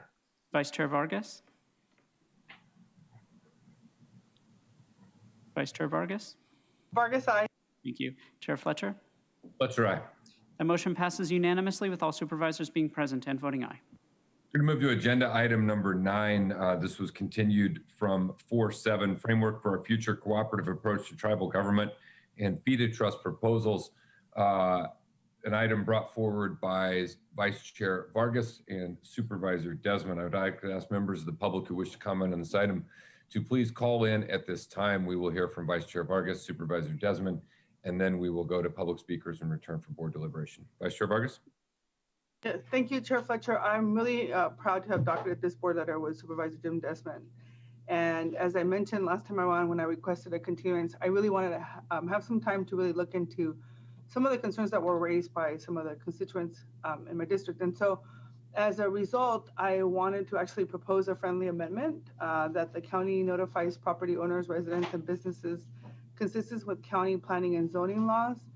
The intent is to really ensure transparency and address the concerns brought forth. I want to make it clear that this amendment puts the responsibility on the county. And so at this time, I wanted to offer that amendment to Supervisor Desmond before we had public comment, because I want to make sure that the public is aware of what my amendment was. Since it wasn't talking. Can you just restate that amendment one time? Yes, it's the county will notify property owners, residents, and businesses consistent with county planning and zoning laws. Got it. It's the only addition. And I don't know. Yeah. Supervisor Desmond. Thank you very much, Mr. Chair. I'm happy to see this is brought back and being. It's been a long time coming, and we've got 18 tribes and 19 reservations in San Diego County. And, we've gone a lot with the new board, fairness and equity and equitably treatment of each other is really come to, to the focus. And I want to make sure that we're doing that with the tribes as well. And, simply put, what this does is it adopts a resolution that takes away a long-standing blanket no for any and every application for the tribes to take land into trust. The recommendations in 3A, quite frankly, I think already cover what Supervisor Vargas is proposing, where it says work in cooperation with the tribal governments and the surrounding communities to address and minimize off-reservation impacts to fee-to-trust applications. So all we're really doing is removing the blanket no to any fee-to-trust application that's in place right now. It's been there for a couple of decades, and to me is quite unfair. We don't do that with any other entity in San Diego County, or with any other city or any other government jurisdiction to say we're just going to say no. All that we are doing today in this item is saying we will not. We will just remove the blanket no, and we'll look at this on a case-by-case basis. So I think 3A actually already covers what Supervisor Vargas is in there. It's saying we were going to work with the tribal governments and the surrounding communities to address and minimize their impacts. How we do that is basically is up to us how that's done. Also, to review and comment on 3B is to review and comment on fee to trust applications for tribal lands on a case-by-case basis, consistent with other jurisdictional project requests in cities and government agencies, as I said before. Also, the county should consider economic benefits to the county for the project that is subject to the application. It also reviews and comments and levels the ground on liquor license applications. We have a more stringent liquor license applications on tribal nations than we do for other applications throughout the unincorporated area. And it establishes a tribal government liaison position to be included in the fiscal year 2021 to 2022 budget. So before I accept or I guess be open to the amendment, which I think is already included in here, I'd like to hear from the tribal leaders to see what they have to say on this through public comment. Call forward our public speakers. Thank you, Chair Fletcher. We have 7 requests to speak on this item, and we received 5 e-comments. Any members of the public that requested to speak on item 9, please dial into the conference line now using the instructions that were provided to you. We'll be calling speakers by the last 4 digits of their phone number. You'll hear a notification that your call has been unmuted. You'll then need to press *6 to unmute your phone. Each caller will be asked to state their name for the audio record. You'll have 2 minutes to address the board. You'll hear this sound when your time is up, so please conclude your comments at that time. And I would remind the public speakers they should mute their TV or live video stream before they begin speaking. And if you could please identify the first caller. Our first speaker is 9046. 9046, please press *6 to unmute.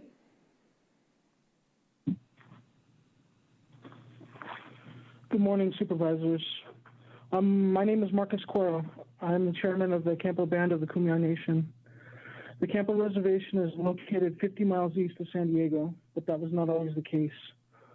All of what is now called San Diego County, the area which you govern, is Native American land. Our lands are where each of you sit today. In the late 19th century and early 20th century, the federal government set aside lands for many tribal communities to survive and retain their culture. However, after the reservations were created, the government created ways to take away those lands from tribes and put them into private ownership through the General Allotment Act and other policies. After our reservations were created, Indian lands were diminished from 138 million acres to 48 million acres.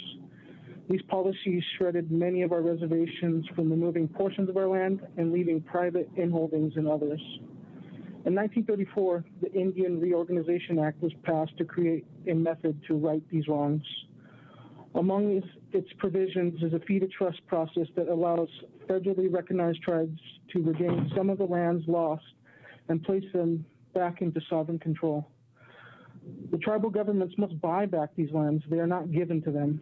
And the BIA has created regulations to ensure that this process of transferring them into tribal control is fair and transparent. In 1994, when the Board of Supervisors approved a resolution to oppose all fee to trust applications by tribal governments in San Diego County for any and no reason, it was actually stating that the federal law that allows tribes to regain their former lands does not apply in San Diego County. It was stating that the Board of Supervisors would do all in its power to deny that the tribes in San Diego County would receive the benefit of that federal law. It was an aggressive anti-tribal action which sought to hinder tribal self-governance and has been costly to tribes. I hope that you remove this impediment and start down a new path with our Native people. Thank you. Thank you. Our next speaker is 0552. 0552, please press *6 to unmute.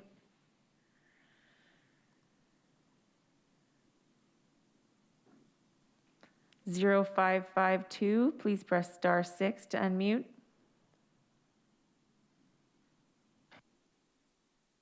Good morning, Chair Fletcher and County Board of Supervisors. My name is Erica Pinto. I have the pleasure of serving as the chairwoman for the Homo'oli Indian Village. I'm calling in support of the rescission of the policy, of the outdated policy. I happen to agree with Supervisor Desmond in that a lot of the language that Supervisor Vargas is proposing is covered under all of this. Let's take a step one and rescind the policy first, and then meet and talk and discuss and consult with the tribes.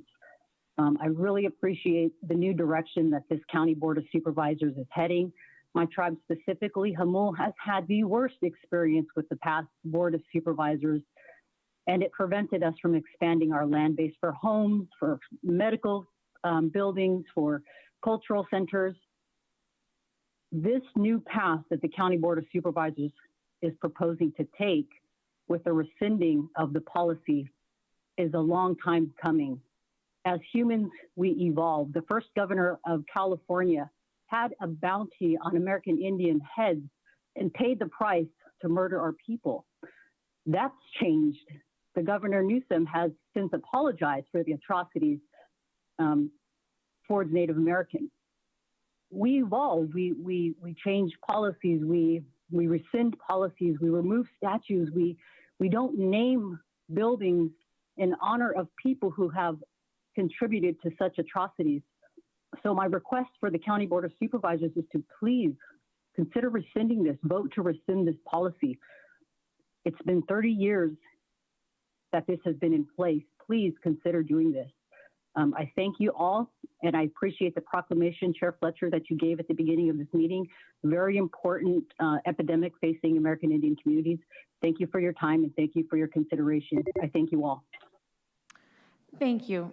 Our next speaker is 2200-2200. Please press *6 to unmute. Good morning. My name is Michael Garcia. I am Vice Chairman of the Weapai Band of Kumeyaay Indians. Our chairman is the Honorable Robert Pinto Sr. The Weapai Band is a federally recognized Indian tribe, and our reservation is divided between Little Weapai, 10 acres in Alpine, and Big Weapai, 5,460 acres near Mount Laguna. Little Weapai is leased to the Southern Indian Health Council through 2037.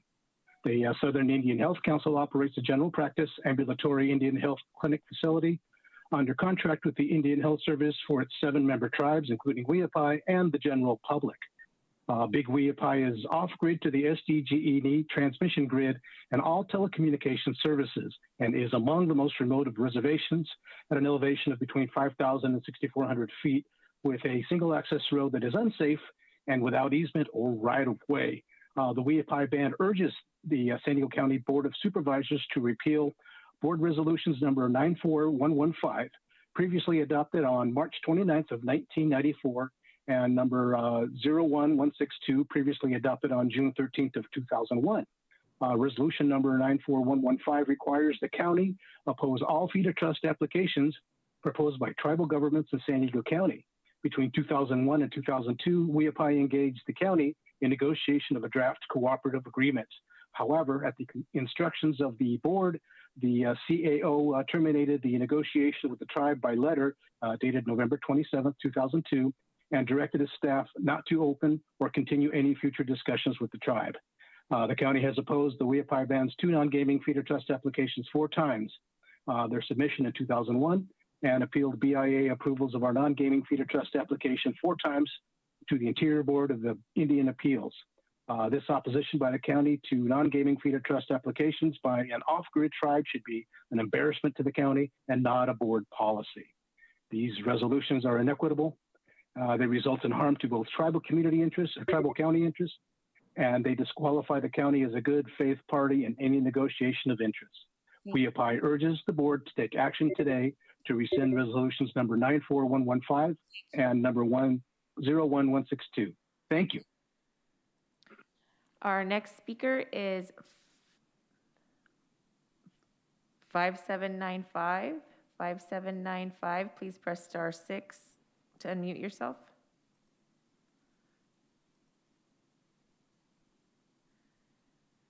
Please press *6 to unmute yourself. Good morning. My name is Robert Smith, Chairman of the Palo Band of Michigan Indians. We're north of San Diego, about 60 miles. Supervisor Jesmond D is our supervisor, and we strongly urge the board to repeal the oppose the feeder trust process for tribes in San Diego County. Thank you. Thank you. Our next speaker will be 4550. 4550, please press *6 to unmute.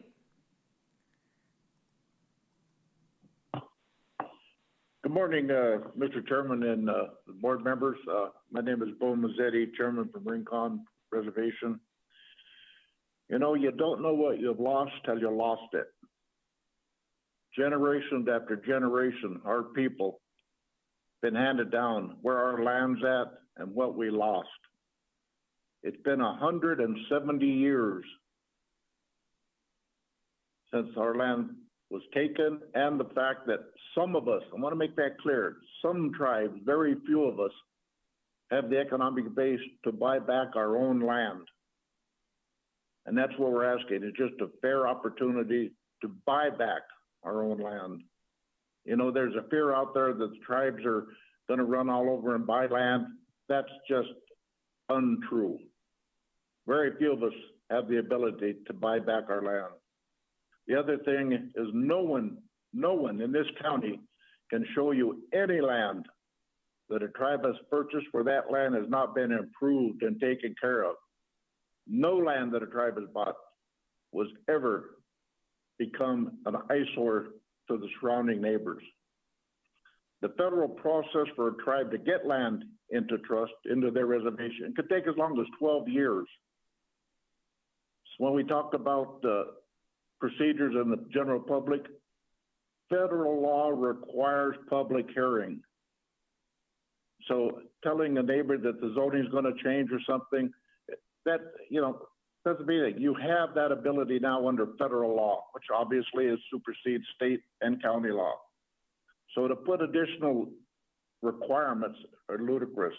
It's time to get rid of this outright racist law, and that's exactly what it is.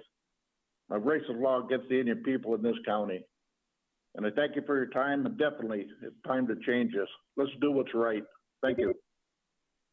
Thank you. Our next caller is 1026. 1026. If you'd like to speak on this item, please press *6 to unmute.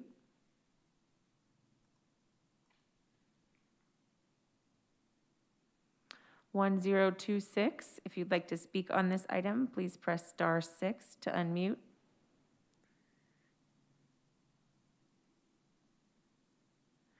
Hearing no response, Chair Fletcher, that appears to conclude testimony on this item. All right, thank you. Let's go back to the board. So we have a motion by Supervisor Vargas to approve the item and to add to the recommendation where it just says in surrounding communities to have the county follow the normal noticing, public noticing requirements as she outlined in her comments. That's a motion. Supervisor Desmond, would you like to second that motion? No, I'm going to offer another motion that, you know, and I understand where Supervisor Vargas is coming from on this, and I appreciate, you know, what she's trying to do.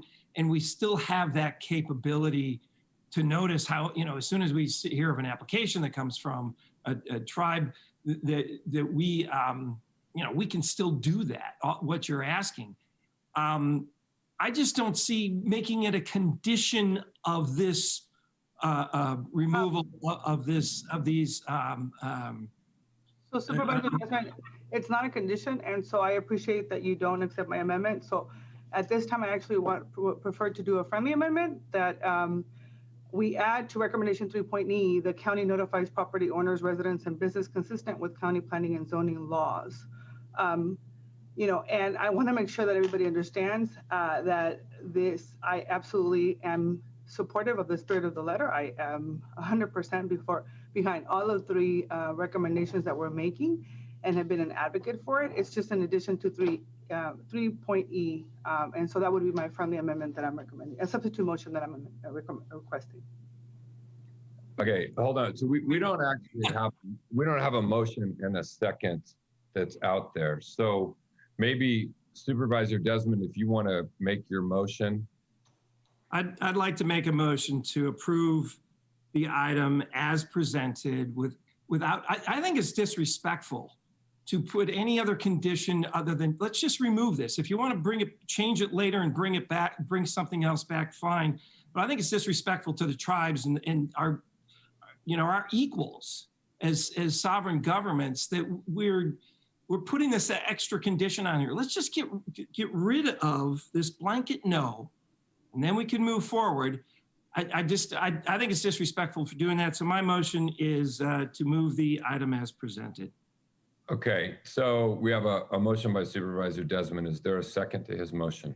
Yeah, I second it. I support that. Okay, then I would like to make a substitute motion, Chair Fletcher. Okay.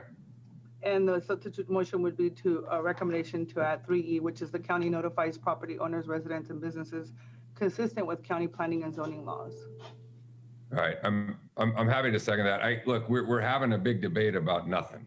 Let's just be clear, we're having a big debate about nothing. It's just notification that's already required by law. So I don't know what all is going on here, but this is not a substantive change in any way. There's just notification that's already required by law. So I don't quite know what we're debating, but we have a motion, substitute motion by Vice Chair Vargas, seconded by myself.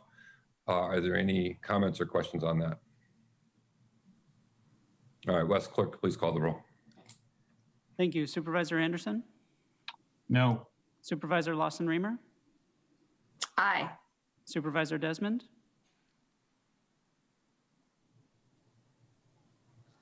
Supervisor Desmond? Yes, it's better than nothing, but I hate it and I think it's disrespectful. Vice Chair Vargas? Vargas, aye. Chair Fletcher? Fletcher, aye. That motion passes with Supervisor Anderson voting no, all other supervisors being present and voting aye. All right. After that, much ado about nothing, let's go to agenda item 13, McClellan-Palomar Airport. This is an item brought forward by our staff. I'll ask members of the public who wish to make comments on this item to please call in at this time.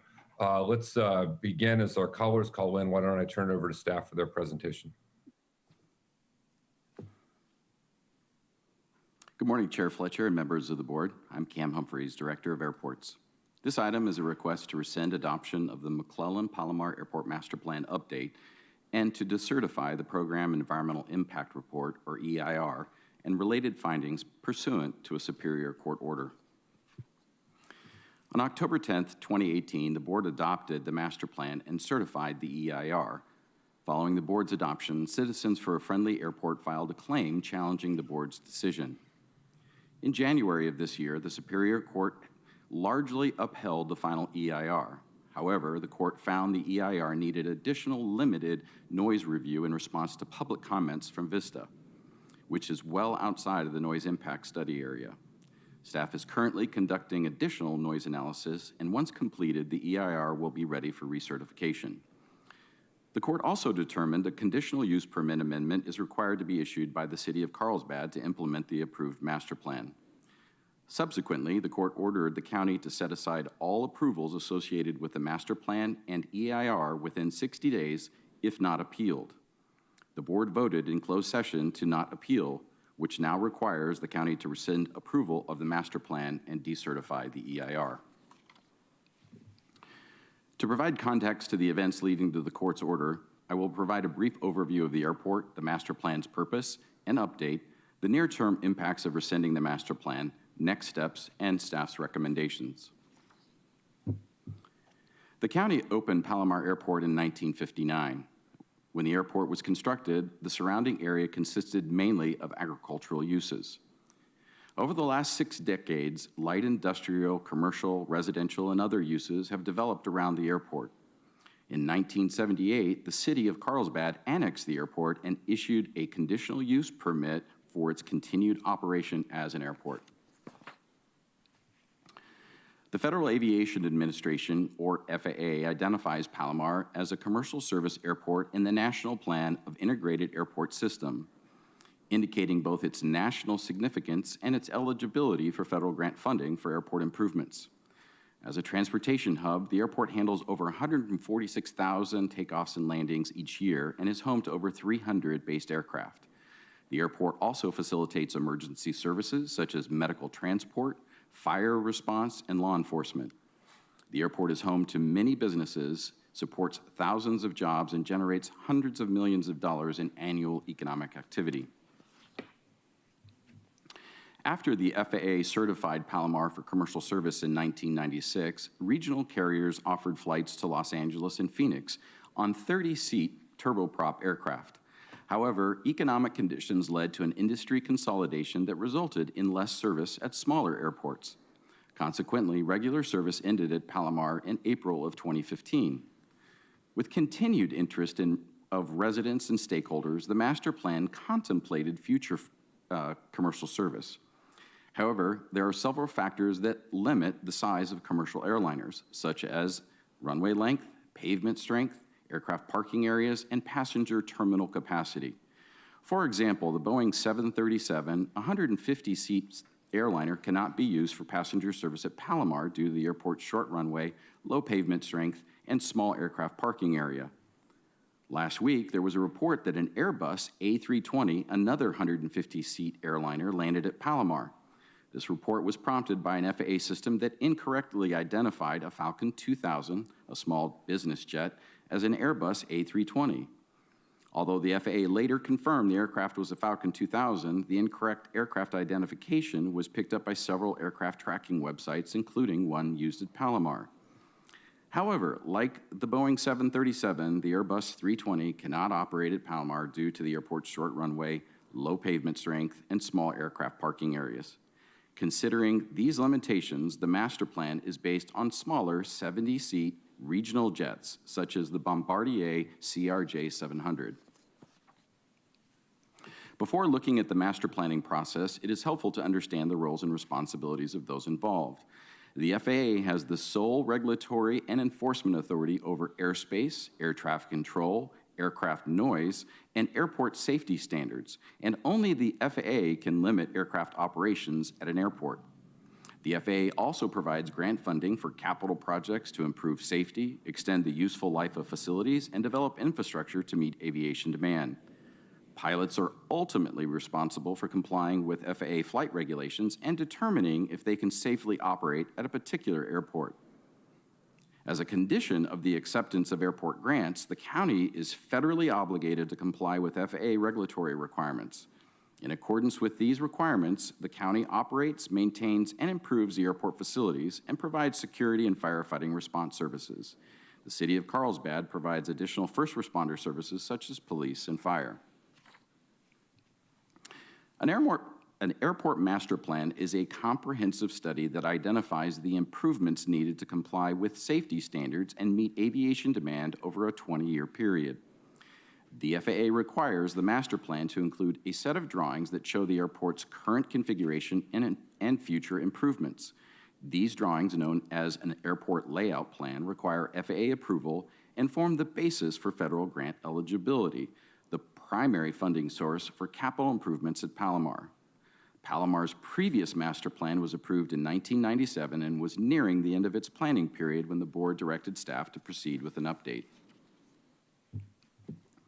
The path leading to the update began in 2011 when, at the request of aviation businesses and with the letters of support from the mayors of Carlsbad, Escondido, Oceanside, San Marcos, and Vista, the board directed staff to conduct a feasibility study to determine if there were potential improvements, including extending the runway that could make the airport safer and more efficient and increase economic benefits. The completed feasibility study determined the current runway length is too short to meet the needs of its existing and future users. A longer runway would result in greater safety, improved efficiency, and over $163 million in additional economic benefits over a 20-year period. However, due to land limitations, the study determined the maximum feasible extension is 900 feet for a total of 5,800 feet. It is important to note this length is still too short for large commercial airliners such as the Boeing 737 and Airbus 320. In December of 2015, the board directed staff to proceed with updating the airport master plan. In addition to considering the findings of the feasibility study, the board also directed staff to focus on safety standards based on the airplanes currently using the airport. FAA safety standards are determined by the airport's critical aircraft. the fastest and largest aircraft using the airport on a frequent basis.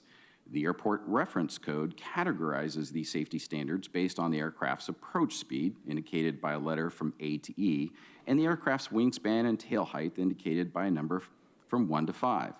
The faster and larger the aircraft, the higher the letter and number. These safety standards set airport dimensional requirements to protect aircraft, passengers, and those on the ground. With over 700 annual takeoffs and landings per year, the FAA determined the Gulfstream 650, a large business jet, is Palomar Airport's critical aircraft and is in the D3 category.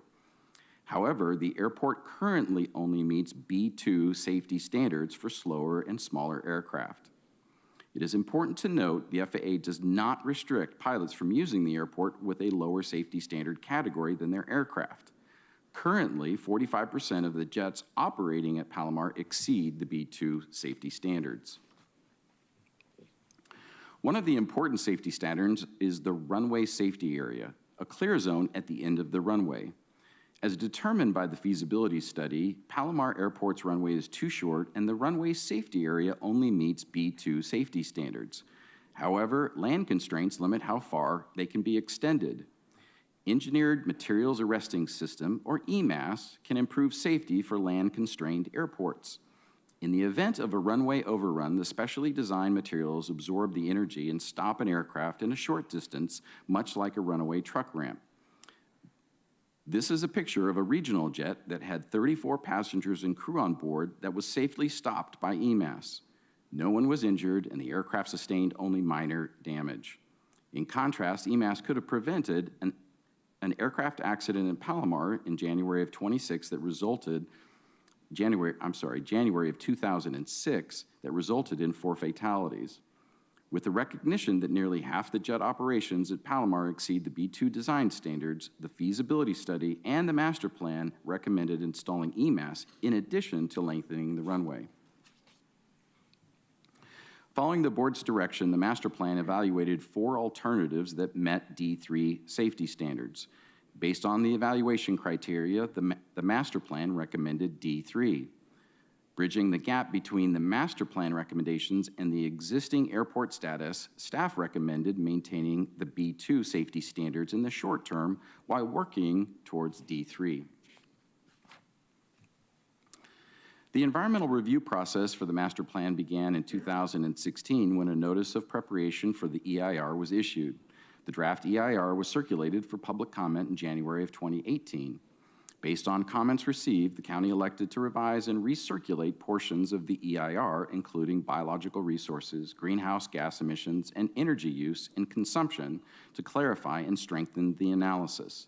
The county received and responded to a total of 138 comment letters from agencies, organizations, and individuals during the 2 public review periods.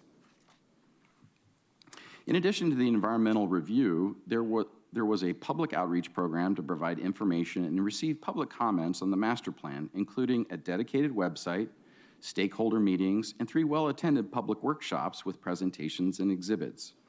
Interested members of the public signed up to receive notices, and there were nearly 2,200, including in e-blasts.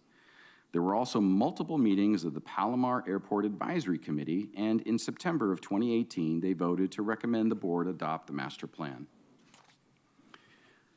On October 18, 2018, the board adopted the master plan update, selecting an alternative with D3 safety standards and certified the EIR. The master plan includes near-term projects to improve safety, such as extending the existing runway by 200 feet and installing EMAS on the west end of the runway and constructing an airport rescue firefighting facility. However, these improvements do not result in meeting all D3 safety standards. In pursuit of full compliance, long-term projects include shifting the runway to the north by 123 feet to increase runway taxiway separation, extending the runway by up to 800 feet, and installing EMAS on both ends of the runway. All these improvements are within the existing property boundaries and do not expand the airport. However, even after these improvements, the airport will still not be able to accommodate large commercial airliners such as the Boeing 737 and Airbus 320.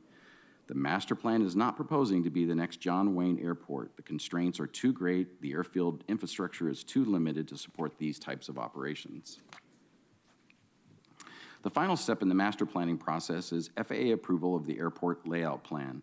Rescinding the master plan will delay this process and consequently all improvements identified in the master plan. However, due to the safety implications of EMAS, staff is conferring with the FAA to determine if it can move forward independently from the master plan. On April 26th, the Palomar Airport Advisory Committee held a special public meeting to discuss rescinding the master plan. The meeting was well attended, and there were 17 members of the public who spoke on the item, 16 supporting the master plan and 1 opposed. At the conclusion of the meeting, the committee voted to express the importance of incorporating the D3 safety standards in a timely fashion.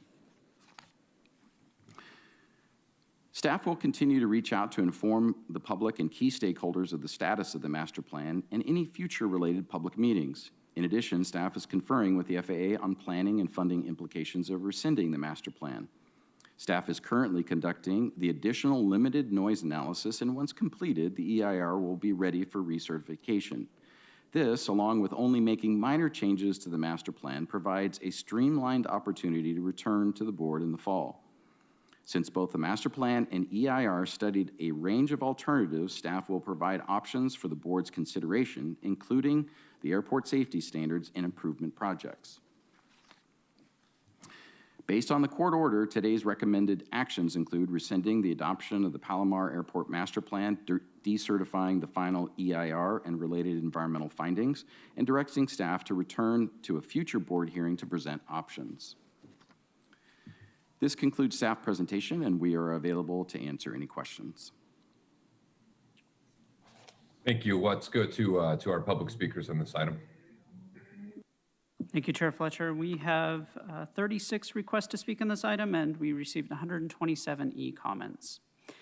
For any members of the public that requested to speak on item 13, please dial into the conference line now using the instructions provided to you.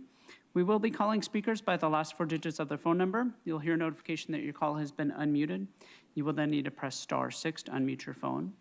Each caller will be asked to state their name for the audio record, and you will have 2 minutes to address the board. You'll hear the sound when your time is up, so please conclude your comments at that time. I would remind the public speakers that they should mute their TV or live video stream before they begin speaking. And if you could please identify the first caller. 6 to unmute.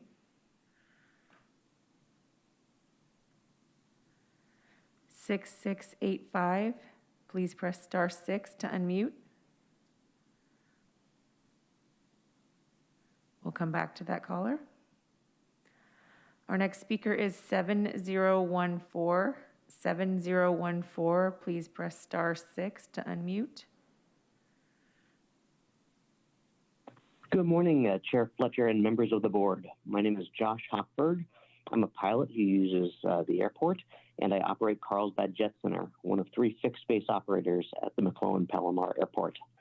What you may hear today are complaints about the expansion of the airport or of an environmental impact report that was not up to snuff.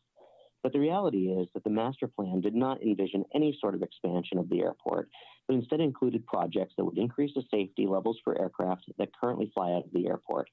The environmental impact study was reviewed by a judge who found only 2 minor deficiencies that are swiftly being corrected by staff.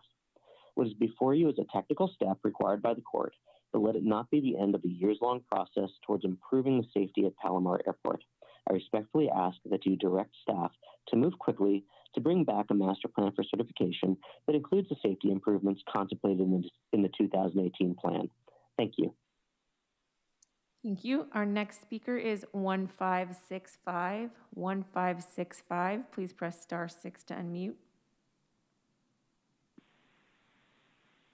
Good morning. My name is Alex Gertzen. I'm Director of Airports at the National Business Aviation Association, NBAA, and I appreciate the opportunity to participate virtually from Washington, D.C. We urge you to ensure the master plan effort moves forward without delay and the associated D3 aircraft design group enhancements are implemented. I would like to note that we have also provided written comments in a joint letter with the National Air Transportation Association, NATA, and thank you for your attention to industry input on this important item. At NBAA, we represent over 11,000 member companies and professional members who operate aircraft as part of their business or are involved with business aviation. Our members include numerous tenants and users of the Palomar Airport. We appreciate the county's continued support for general aviation and value the multi-year effort Mr. Brackett and the airport staff have put forward on the master plan. The airport is an essential economic engine for the region, providing many jobs right at the airport, as well as thousands of jobs in the area at businesses that depend on its proximity for air transportation. The proposed safety enhancements are essential to support its current state and to sustain its future utility. The goal is to simply allow the infrastructure to safely accommodate the current user base and its aircraft fleet. The decisions made at this juncture should not be taken lightly, as we can't afford to further delay the safety enhancements. We must nurture this valuable county asset, not suffocate it. The goal of the proposed changes is to meet the requirements of FAA safety standards for the D3 aircraft, the predominant aircraft in the current general aviation fleet operating at the airport today. And as you have heard, the airport simply doesn't have the ramp space and ground infrastructure to accommodate larger scheduled air carrier aircraft. NBA and its members are here to support you and the airport staff to ensure a strong, viable future for unarguably one of the most valuable county assets, its airport. Thank you again for your consideration of our input. Thank you. Our next speaker is 7211. 7211, please press *6 to unmute.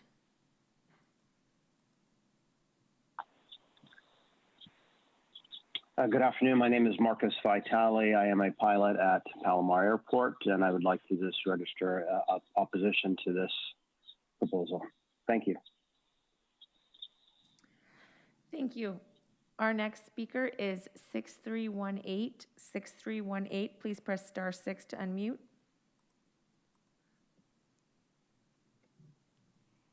Hi, my name is Christopher McDonald. I've been a resident of Carlsbad for 27 years, and I've worked at Palomar Airport for 23 of those years. I oppose the decision to rescind and vacate the 2018 plan and decertification of the EIR. Thank you. Thank you. Our next speaker is 5052. 5052, please press *6 to unmute.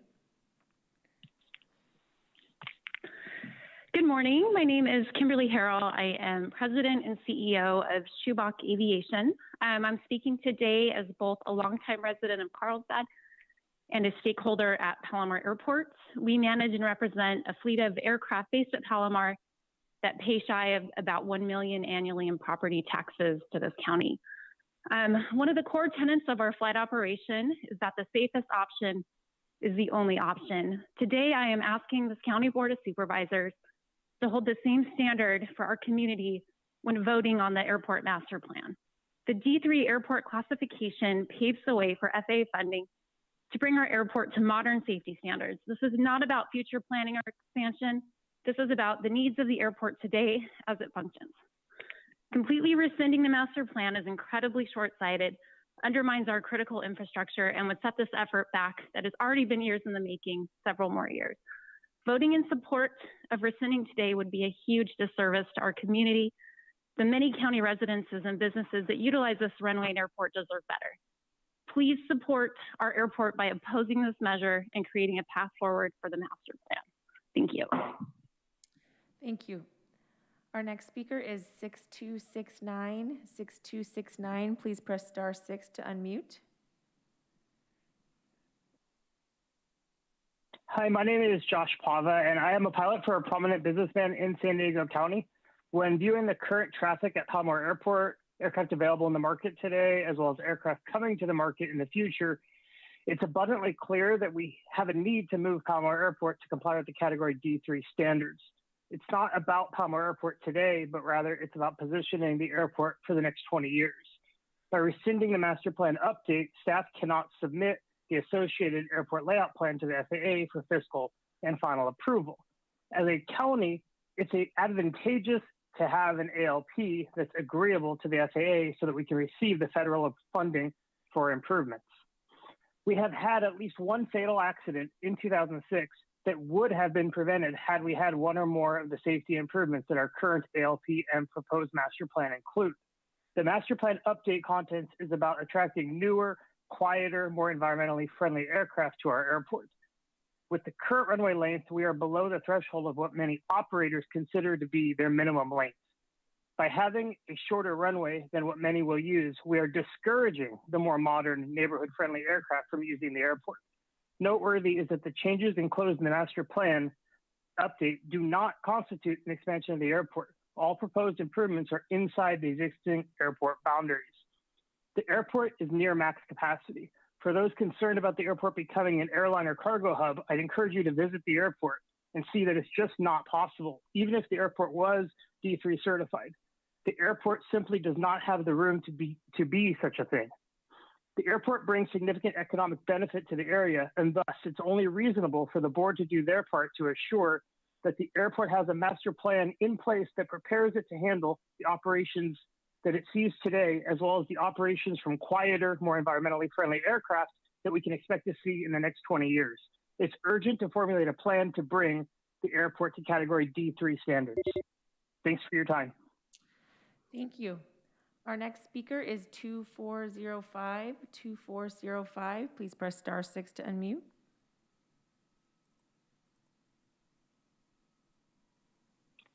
Good morning. My name is Byron Fox. I represent the owner of the Carlsbad Jet Center, a tenant at Palomar Airport. Specifically, Carlsbad Jet Center is an investment of the Construction Laborers Pension Trust for Southern California. TDA Investment Group, for which I work, is a fiduciary investment manager for the pension trust.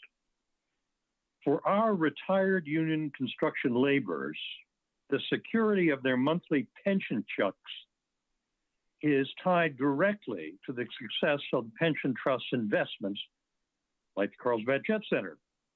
The safety improvements envisioned in the master plan and the reclassification of the airport to D3 standard will create thousands of hours of employment for San Diego County's construction union day laborers, as well as ultimately enhancing the operations of the Carlsbad Jet Center, the pensions investment.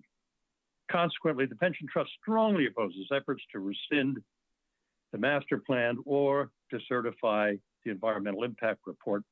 Thanks so much for letting me speak today. Thank you. Our next speaker is 0612. 0612. Please press *6 to unmute.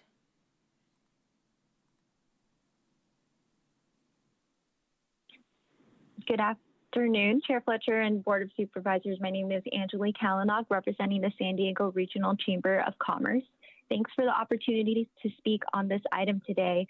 We understand that the board must approve the actions following the court ruling, but as they consider all options on what to do moving forward, we respectfully request that the board advise staff to return in a timely manner an option that improves safety at the airport and a strategy that would achieve the existing airport master plan's reclassification to a D3 standard. As many of the previous callers have mentioned, this airport supports many businesses and jobs in North County that serve and contribute to the economic benefit of the entire San Diego region as a whole. For these reasons, we respectfully request the board to direct staff to choose the quickest course of action that brings before you a safe and viable transportation hub that supports a D3 standard. Thank you for your time.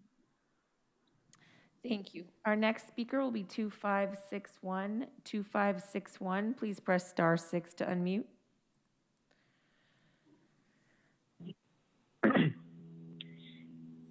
Good morning, Chair Fletcher and Board.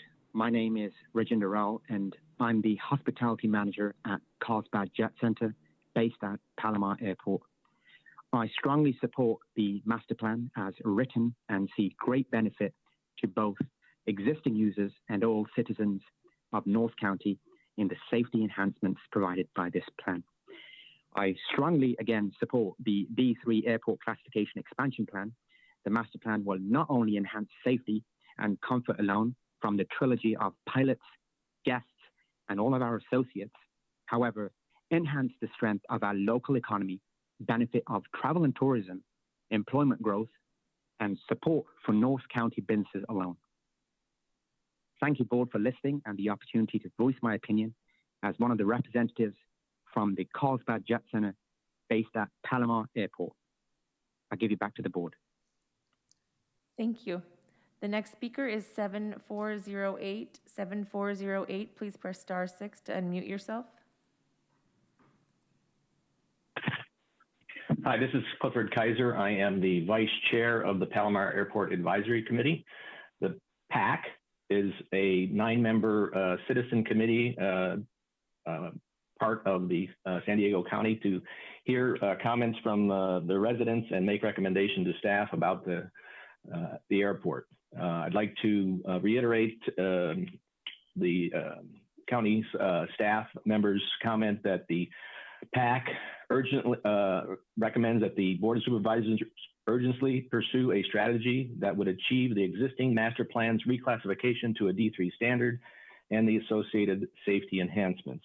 And I'd also like to reiterate that at our meeting last week on this topic, we did have an overwhelming support for having the airport move promptly to a D3 standard with the enhanced safety enhancements.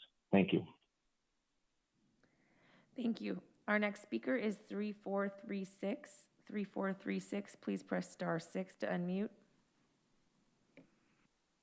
Hi, thank you, board. This is Luke Morocco. I'm a resident of Carlsbad. I think it's interesting that we've heard predominantly from the business community, and I think that we need to move quickly to rescind the McLennan Palomar Airport plans, decertify the environmental impact. This is clearly a big business move. This is a bait and switch operation, and it is a slippery slope to bring in much larger jets to Palomar. And I do believe that the safety term that we hear over and over again is more and more something that can be achieved with a smaller runway with smaller planes. Thank you.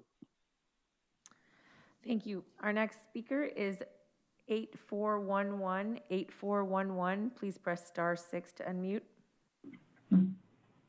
Hello, my name is Leela Panagidis, and I'm a resident of District 2 Carlsbad, where the McClellan Palomar Airport is located. In full disclosure, my husband's company uses the airport from time to time. With that said, I ask you to listen to the everyday residents of Carlsbad, not just the big businesses, the CEOs, the CFOs, the wealthy and the well-connected, and rescind the approval of the airport master plan and decertify the environmental impact report. A short history for those who are watching and listening. In 1978, the Palomar Airport was annexed into the city of Carlsbad under the condition that the city would have the authority to issue the final permits for any construction of county projects, including the airport, within its city limits.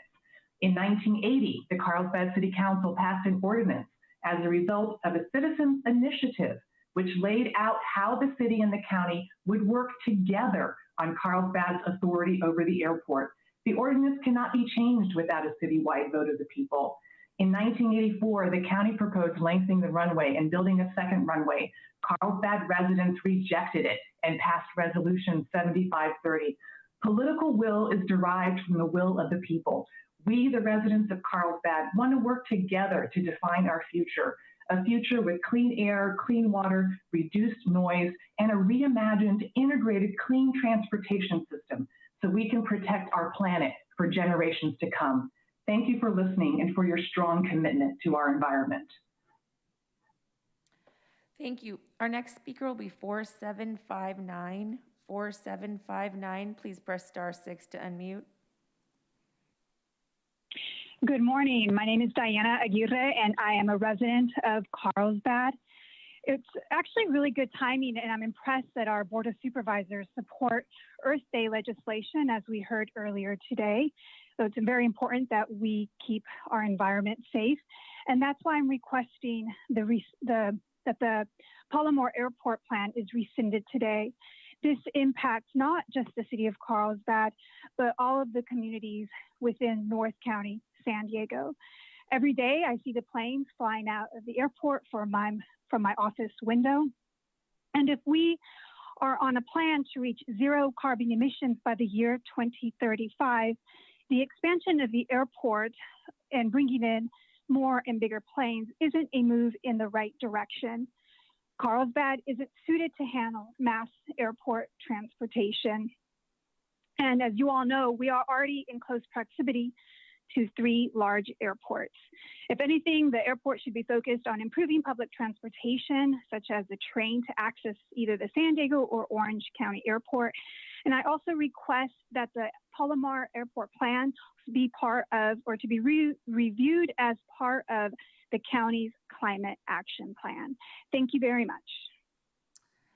Thank you. Our next caller will be 5555. 5555. Please press *6 to unmute.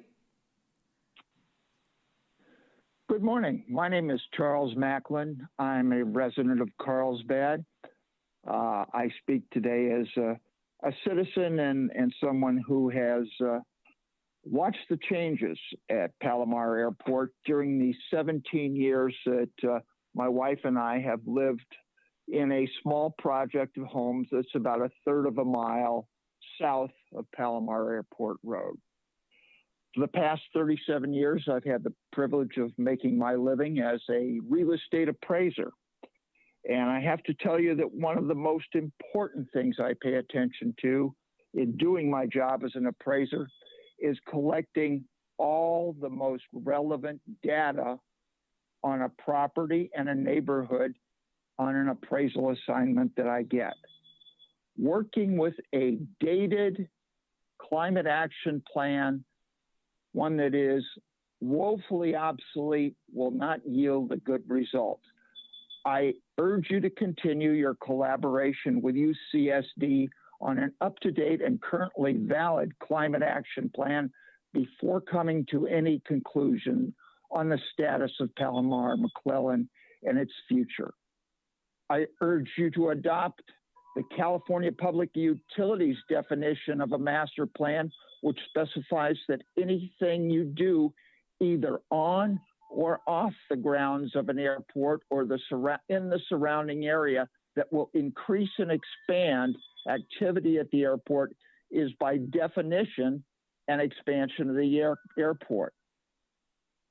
Things have gone from a quiet, peaceful area to one that is dominated by the sound of the airport and the pollution coming from the airport.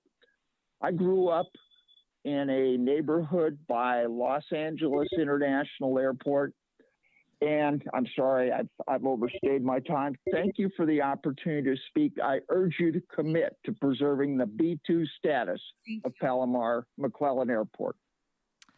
Our next speaker is 2839. 2839. Please press *6 to unmute. Good morning. My name is Frank Sung, 20-year Carlsbad resident. Please rescind and decertify the master plan and the PEIR. You know, I spoke to you at the board meeting on April the 6th, asking that you keep Palomar Airport a B2 airport. I asked Supervisor Desmond to lead the entire board to maintain Palomar Airport as a B2 airport per his position as candidate Desmond back in September of 2018. Let's exercise some straight talk. This is not a safety issue. It's an issue having to do with hosting 737 and A320 class airplanes when you're talking about expanding a runway to match that of John Wayne. And oh, by the way, this is an airport that has no quiet hours and no mandatory flight paths, two features that cannot be put in place per FAA regulations. Let me also make another observation. The PAC, the Palomar Airport Advisory Committee, it's misnamed. It should be renamed the Palomar Airport Business Association because they represent the business interests. They do not represent the community. So let's not get all stuck there and get sidetracked. I've also been studying the county's bold new transportation vision via the 5 big moves. It's a brilliant vision. Implement it. One of its key capabilities is to get people to and from San Diego International Airport easily. So the net, please direct the staff to come back with a new master plan that takes into account the new transportation vision and zero emission by 2035 plan. Thank you very much. Thank you. Our next speaker will be 9527. 9527. Please press *6 to unmute. Good morning. Can you hear me? Yes. My name is Stephanie Jackal, and I live in Vista. I am calling on behalf of my own household and of many neighbors in Vista who wholeheartedly urge you to rescind the approval of the McClellan-Palomar Airport Master Plan and to decertify the environmental impact report. We urge you to discontinue any plans now and in the future for an expansion of the airport. We Vista residents have suffered with airplanes flying over our neighborhoods at all hours of the day and night. We have suffered from the noise and from the pollution of airplane fuel particulate on the roof of my house, on our patio covers, even on the blossoms of the birds of paradise in my garden. And I referenced the earlier comments this morning about greenhouse gas from airplane fuel. We have submitted comments about these problems over and over again through the master plan process, and our issues are not recognized in either the master plan nor the environmental impact report. Please do not let the current Palomar Airport master plan and current environmental impact report go forward. Please commit to retaining the airport's current B2 design classification with no runway extension. Keep our environment safe. Thank you for allowing me to comment. Thank you. Our next speaker is 5919. 5919, please press *6 to unmute. Good morning, Chairman Fletcher, members of the Board of Supervisors. My name is Eric Bruvold, and I'm the CEO of the San Diego North Economic Development Council. As most of you know, but I just remind you, North County is home to 1.2 million residents and over 480,000 jobs in our region. And the master plan, as subject to years of public outreach and dialogue, reached a compromise for how to move forward safely to provide for modest improvements at the airport and to leverage Palomar for what it can be, a regional serving airport, largely for private jets, with modest commercial services we saw 2 years ago with the establishment of Taos Air. There's several businesses in the Carlsbad Business Park that have operations which could benefit from synergy. And I would just remind you that Palomar is located over 35 miles from SDIA. And so every opportunity that we have to provide a modest number of commuter flights out of there would reduce the amount of vehicles miles traveled and the greenhouse gases that are associated with North County residents who otherwise could fly out of Palomar who make that drive. We also know several large employers who fly corporate jets out of Palomar, and these safety improvements to move to a D3 standard would be vital to provide for that opportunity. So as staff has recommended, there's a pathway forward to bring back a updated master plan with an updated environmental documents and a CUP amendment to you in the fall, and we would urge you to direct staff in that direction. Thank you very much. Thank you. Our next speaker is 2986. 2986, please press *6 to unmute. 2986, please press *6 to unmute. We'll come back. Our next caller is 1072. 1072, please press *6 to unmute. Hello, this is Brett Schanzenbach. I am the President and CEO of the Carlsbad Chamber of Commerce. Thank you for the opportunity to speak to you today.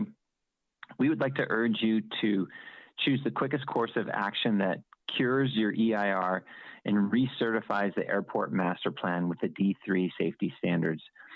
As has been stated already, this airport is a major economic engine for our region and presents great opportunity, not for new 737s, as has been said a couple times, but for this existing airplanes that already fly in and out of Carlsbad, to have greater fuel capacity and expand where they can go, making the airport more viable.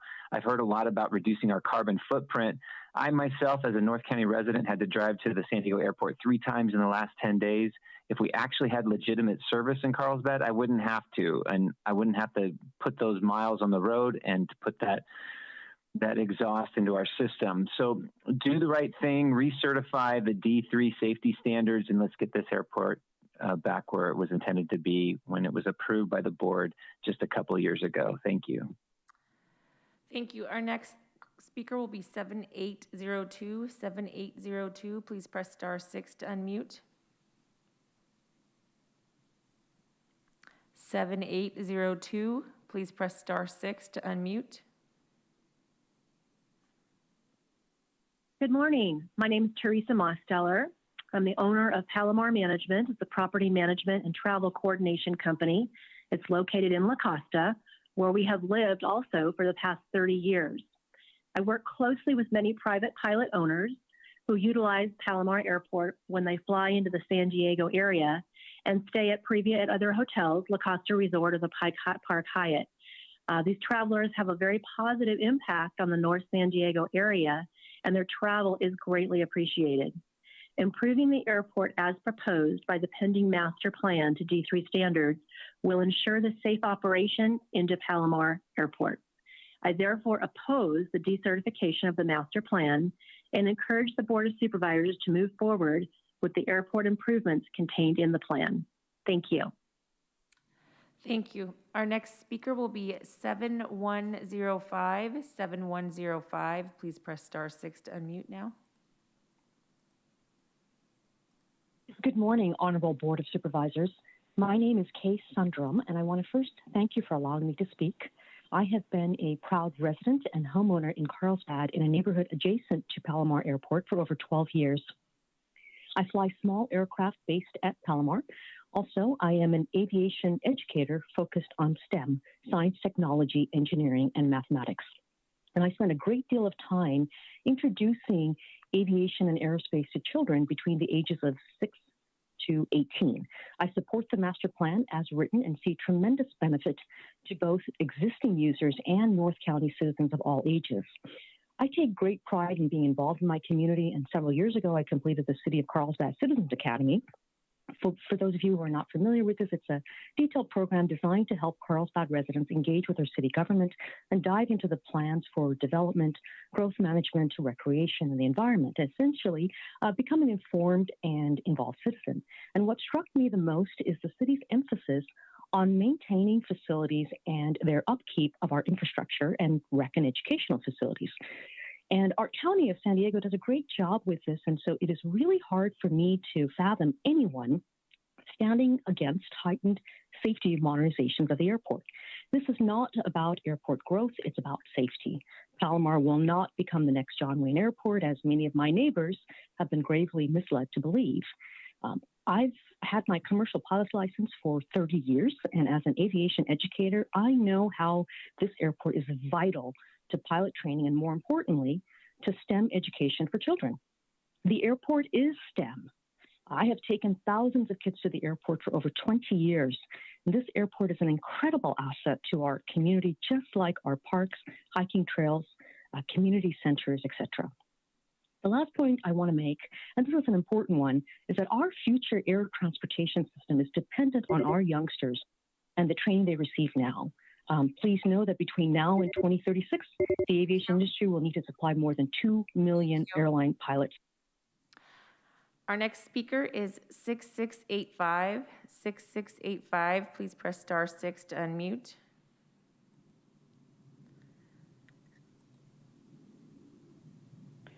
Good morning. My name is Barbara Campbell and a Carlsbad resident. I thank the Board of Supervisors for considering the rescission of the McClellan-Palomar Airport Master Plan and the decertification of the PEIR.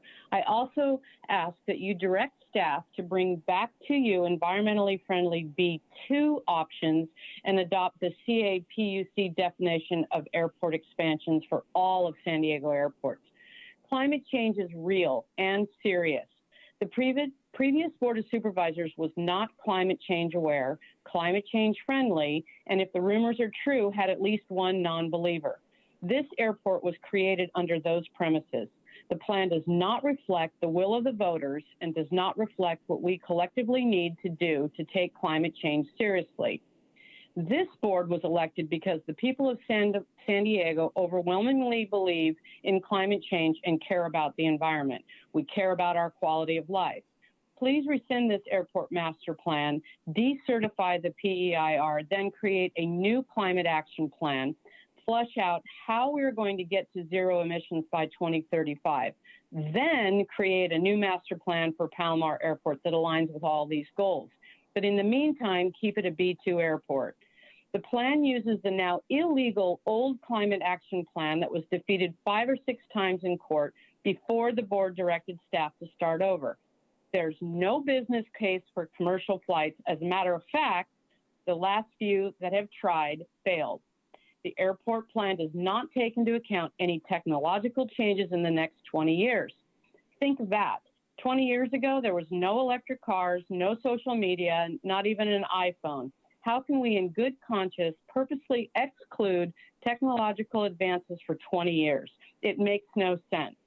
The airport plan does not consider any mass transit at all, not to or from the airport, and certainly not in a place of flying. Yet we all know that mass transit is going to play a major role in future transportation. Our next speaker is 1425. 1425, please press *6 to unmute.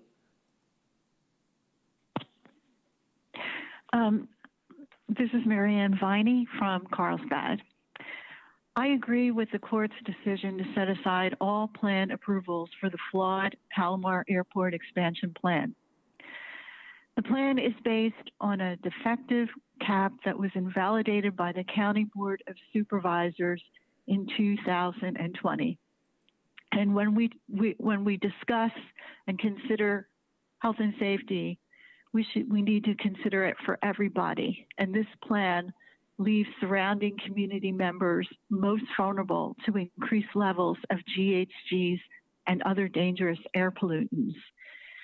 Please rescind the approval of the Palomar Airport Master Plan, decertify the environmental impact report, and keep Palomar as a B2 design classification airport.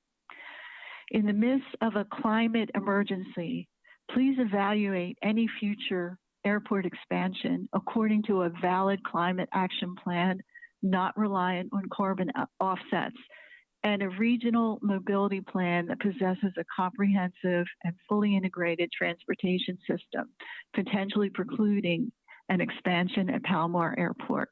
Thank you.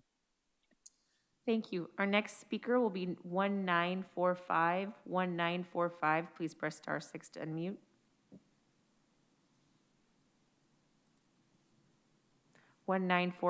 Please press *6 to unmute.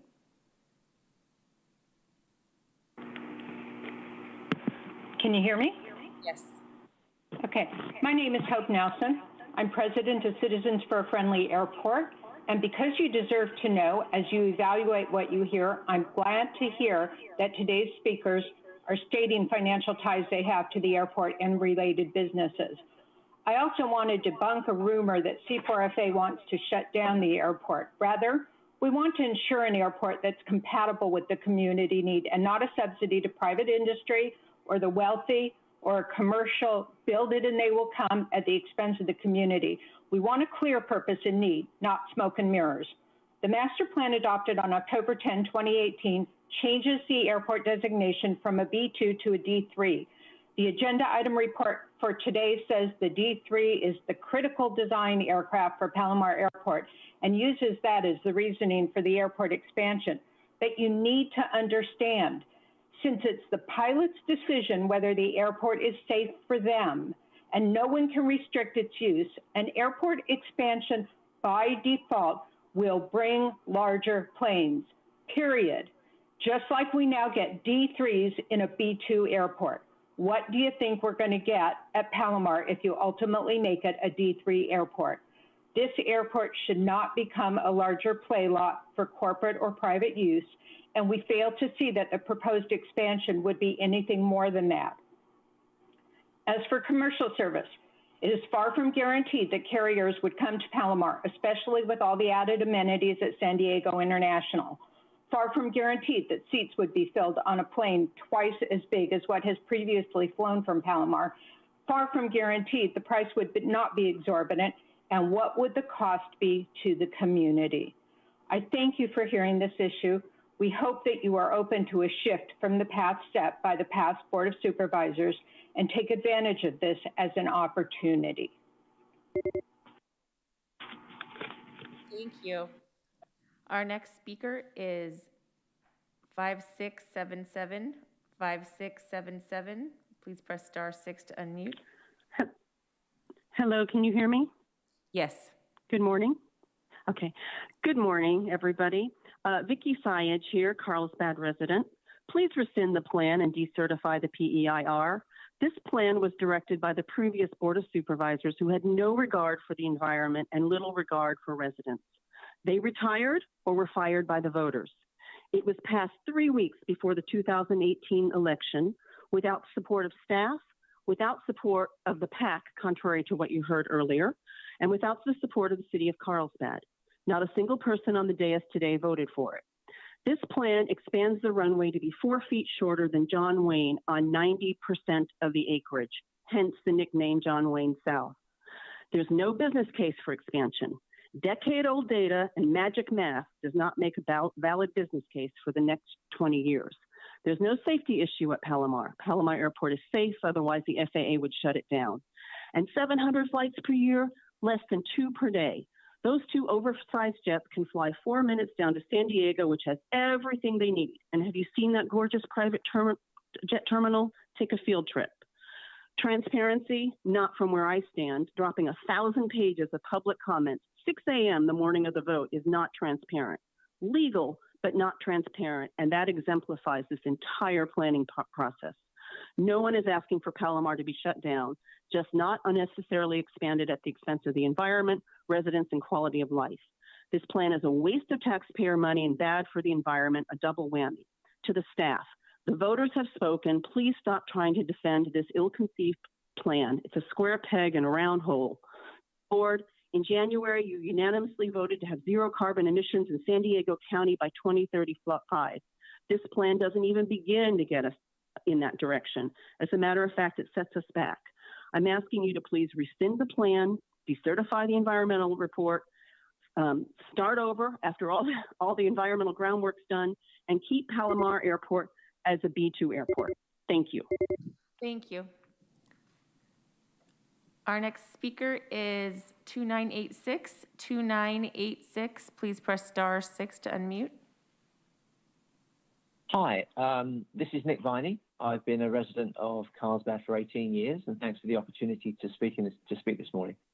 Along with the Citizens for a Friendly Airport, I support the court's decision to set aside all the plan approvals for the Palomar Airport expansion. Please rescind the approval of the airport master plan, decertify the environmental impact report, and move on to a better plan. Commit to retaining the airport's current B2 design classification with no run rate extension. Also, please fully evaluate any future airport expansion according to a valid climate action plan that's based on current relevant data and doesn't rely on carbon offsets. And a regional mobility plan is important that encompasses a fully integrated transport system, which may impact the need and purpose for an expansion of the airport. And then last but not least, protect the health and safety of the surrounding community that are most vulnerable to health impacts from increased level of greenhouse gases and other dangerous pollutants from aircraft. Thank you much for your time. Thank you. Our next speaker is 0123. 0123. Please press *6 to unmute. Hello, my name is Abby Boudon, and I work for Atlantic Aviation, an FBO based at McClellan Palomar Airport. The existing master plan, and specifically the reclassification as a D3 facility, enabled critical safety enhancements, and the reality cannot be overstated that aircraft within the D3 categories, and frankly dozens more that are also outside of the B2 category, are already using this airport on a daily basis. As the private aviation industry continues to grow, these aircraft, which are quieter and vastly more fuel efficient, are becoming more and more common, narrowing the margins of safety at our airport as these operations begin to make up a larger share of overall traffic. But instead of just restating the obvious, I'd like to share some points about our industry that are vital to this conversation. The future of private aviation, in fact, looks a lot like the future that the citizens of San Diego County and members of this board actually envision. The aviation industry, including those operating in private aviation, are urgently embracing sustainability efforts, looking for opportunities to reduce carbon emissions, and advancing technologies such as sustainable aviation fuel. Atlantic Aviation alone has recently committed to replacing no less than 500,000 gallons of traditional fossil-based jet fuel at our LAX facility with sustainable aviation fuel, reducing carbon emissions by approximately 10.8 million pounds annually, or the equivalent of the emissions of over 1,000 cars over the same period. Investments in this fuel are just the beginning of our company's commitment to renewable energy and the reduction of carbon emissions. And while we are a leader among the FBO industry, we are by no means the only aviation company pursuing initiatives just like this. The leaders of our industry, including NBAA, NATA, FBOs, including Atlantic Aviation and Signature Flight Support, both of whom operate in San Diego County, and aircraft operators, including some of the largest in the country, such as NetJets and VistaJet, are all committed to sustainability efforts. The implementation of the master plan and D3 reclassification make it safer for the exact operators who are promoting sustainability and who we want represented in our community of airport users. I'd like to respectfully ask that as our industry focuses on making decisions today to improve the outlook, the County Board of Supervisors do the same. Continue to pursue the master plan and D3. Our next speaker is 1966-1966. Please press *6 to unmute. Hello, my name is Susie Thorley, Carlsbad homeowner and resident for 43 years. I'm taking this opportunity to ask you to rescind and decertify the master plan and EIR and to direct staff to take a different approach. Direct the staff to come up with new environmentally friendly options for a B2 airport of the future to help us reach our collective goal of zero emissions by 2035.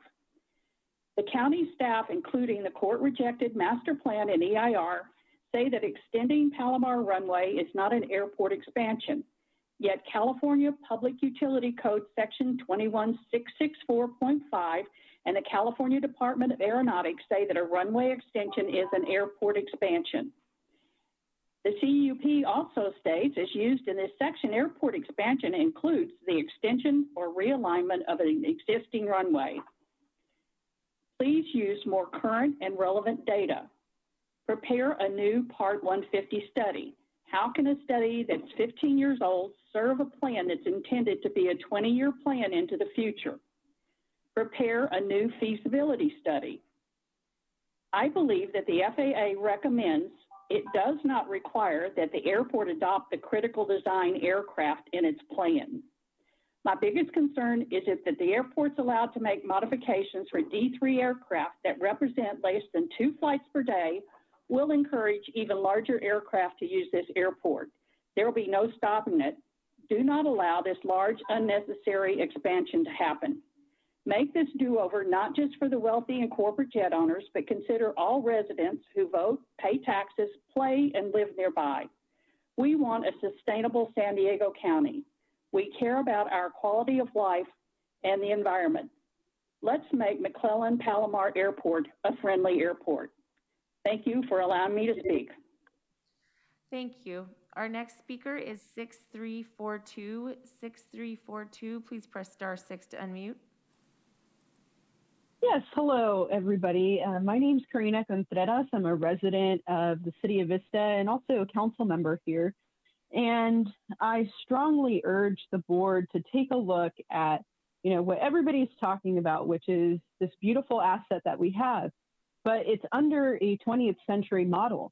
We are in the 21st century, and it's very important that we re-envision what our community looks like, right? So we need to have a 21st century plan that takes into account our climate action plan and all the residents. The fact that this airport is in such a residential area, it cannot be overstated. Also, I want to make a point about the Palomar Airport Advisory Committee in that there is no transparency there when it comes for the members to be chosen on that committee. As a city, we didn't ever have any kind of public hearing or discussion about a recommended member on that board. So You know, all these things put together, we really need to look carefully at safety at the airport and not compromise our values as a community towards limiting our greenhouse gas emissions and having true mobility and a true economic engine at the expense of just listening to one side of the business equation here. So I strongly urge the board to take a look at this and go forward with rescinding what is put forth before you. Thank you. Thank you. Our next speaker is 5326. 5326, please press *6 to unmute. My name is Rick Mosteller. My wife and I are 25-year residents of La Costa, and I'm also the owner of Palomar Aviation, a Cirrus training center here at Carlsbad Jet Center at Palomar Airport. We currently have over 70 students learning to fly, and our students drive to Palomar Airport from as far as downtown San Diego, Point Loma, Newport, and even Palm Springs. And they prefer Palomar because of its location, which is north of San Diego and south of LA. And our students have a strong focus on the aircraft safety, and an improved runway along with the runoff area associated with the D3 requirements strengthens their relationship with Palomar Airport. So on behalf of our students and our flight instructors who make their living teaching people to fly, we endorse the master plan and encourage the airport authority to begin the improvements to reclassify Palomar Airport to D3 standards. And we oppose the attempt to decertify the master plan. Thank you. Thank you. Our next speaker is 8934. 8934, please press *6 to unmute. Good morning. My name is Sandra Stahl. I'm Executive Director of Montgomery Gibbs Environmental Coalition. I want to say we stand with Citizens for a Friendly Airport, and we support the court decision to set aside all plan improvements approvals. Let me say that again. Support the court decision to set aside all plan approvals. We're asking that you rescind the approval of the McClellan-Palomar Airport Master Plan, decertify the environmental impact report, and please stop any plans for any expansion at McClellan-Palomar Airport.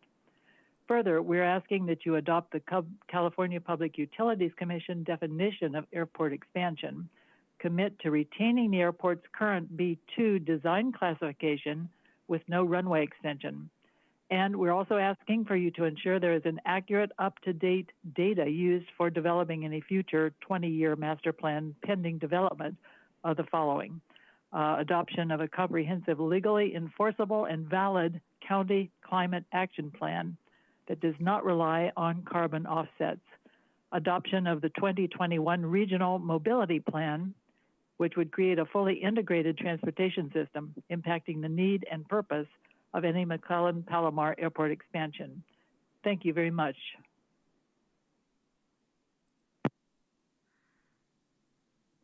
Thank you. Our next speaker is 7031. 7031, please press *6 to unmute.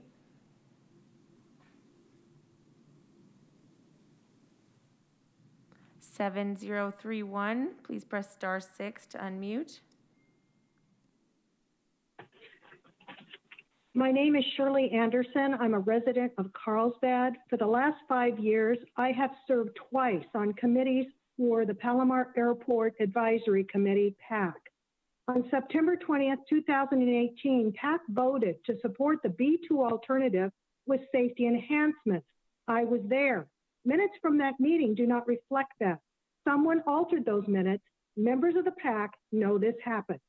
On October the 10th, 2018, 2 members from the PAC, Chairman Chuck Collins, Vice Chair Cliff Kaiser, attended the supervisor meeting to promote the D3 expansion.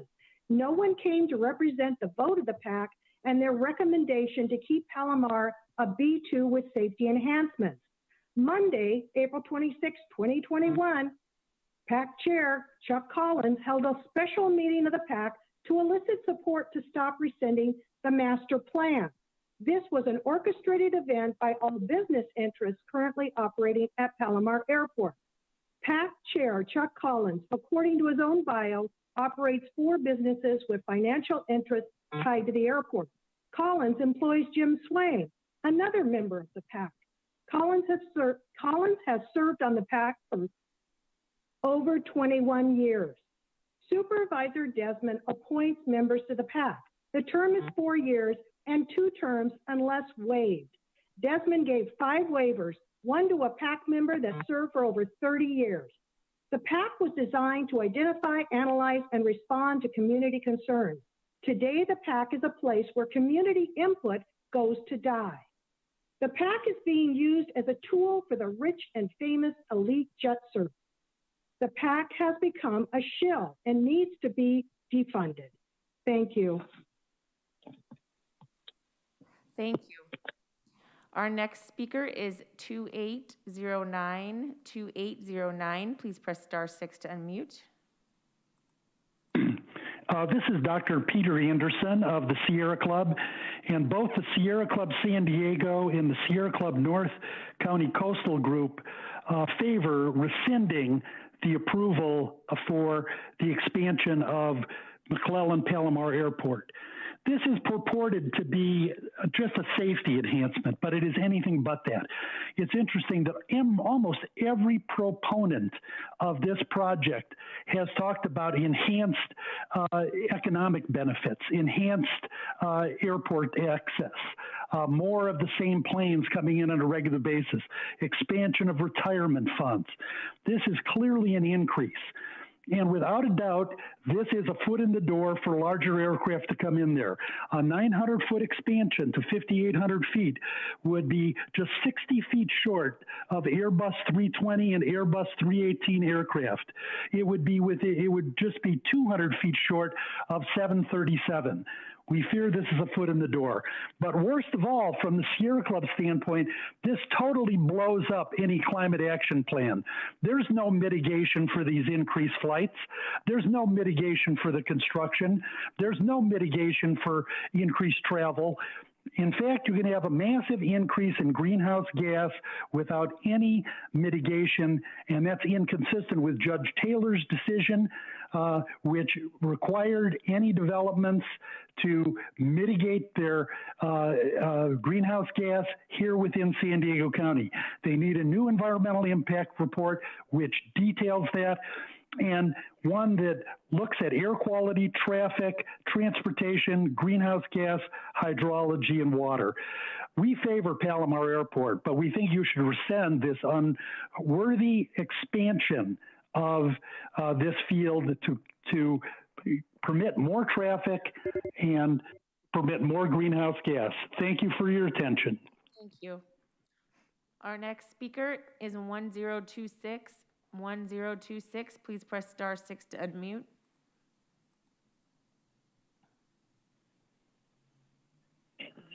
Yes, this is Arnold Charles Lubash. I'm a co-founder of Paragon Airlines. Paragon was formed by a group, and we're still, because of the pandemic, obviously we were delayed by a year. But we had interest in coming into Carlsbad. We know Carlsbad very well from studies we've done over the last number of years. And we were planning, and still are, planning on operating out of Carlsbad with 72 passenger existing aircraft, similar aircraft to the ones that are currently in the executive configuration operating on the field now. We believe that the community, North County community, needs an airline. This is a modestly sized airline, again, with 13 aircraft, total capacity 72 passengers.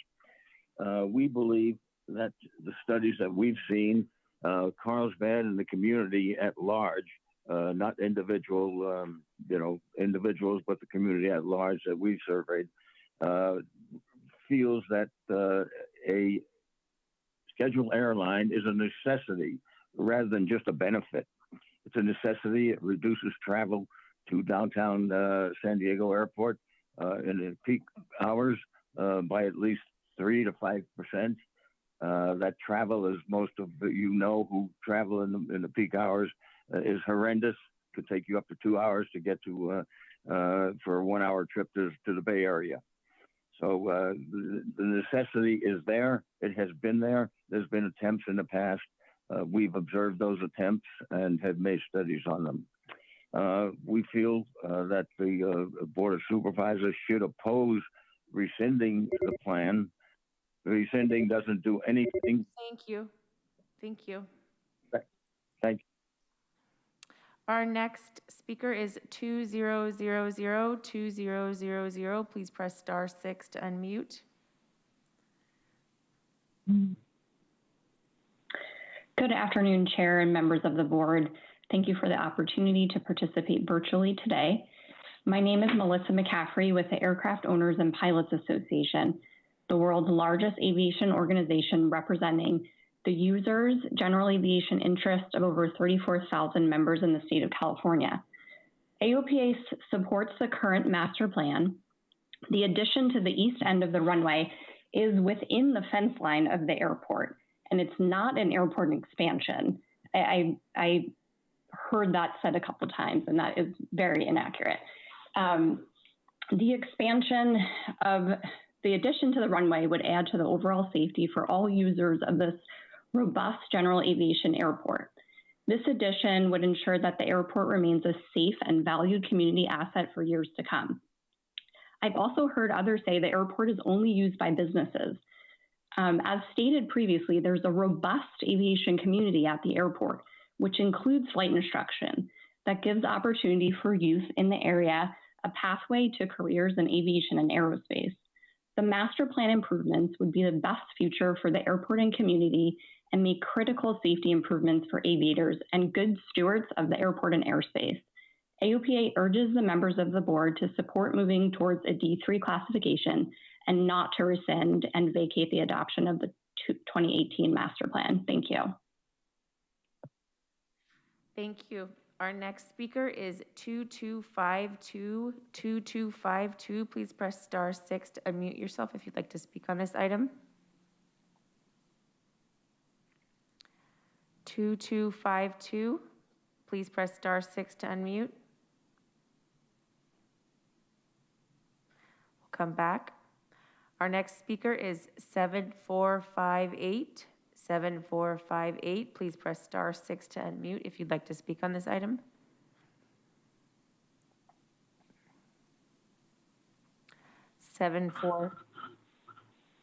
Hello. Can you hear me? Yes. Okay. My name is Dee Forsberg, and I am a long-term resident of Carlsbad. And I have a family that has a long history in aviation. And in fact, I used to fly out of John Wayne Airport when it was a small little hub like Palomar Airport is right now. I'm very concerned and cannot understand why we are using old information to make judgments on the safety and the well-being of our community when it comes to the health risks. It just doesn't make any common sense. I've actually had an aircraft that was 500 feet above my home.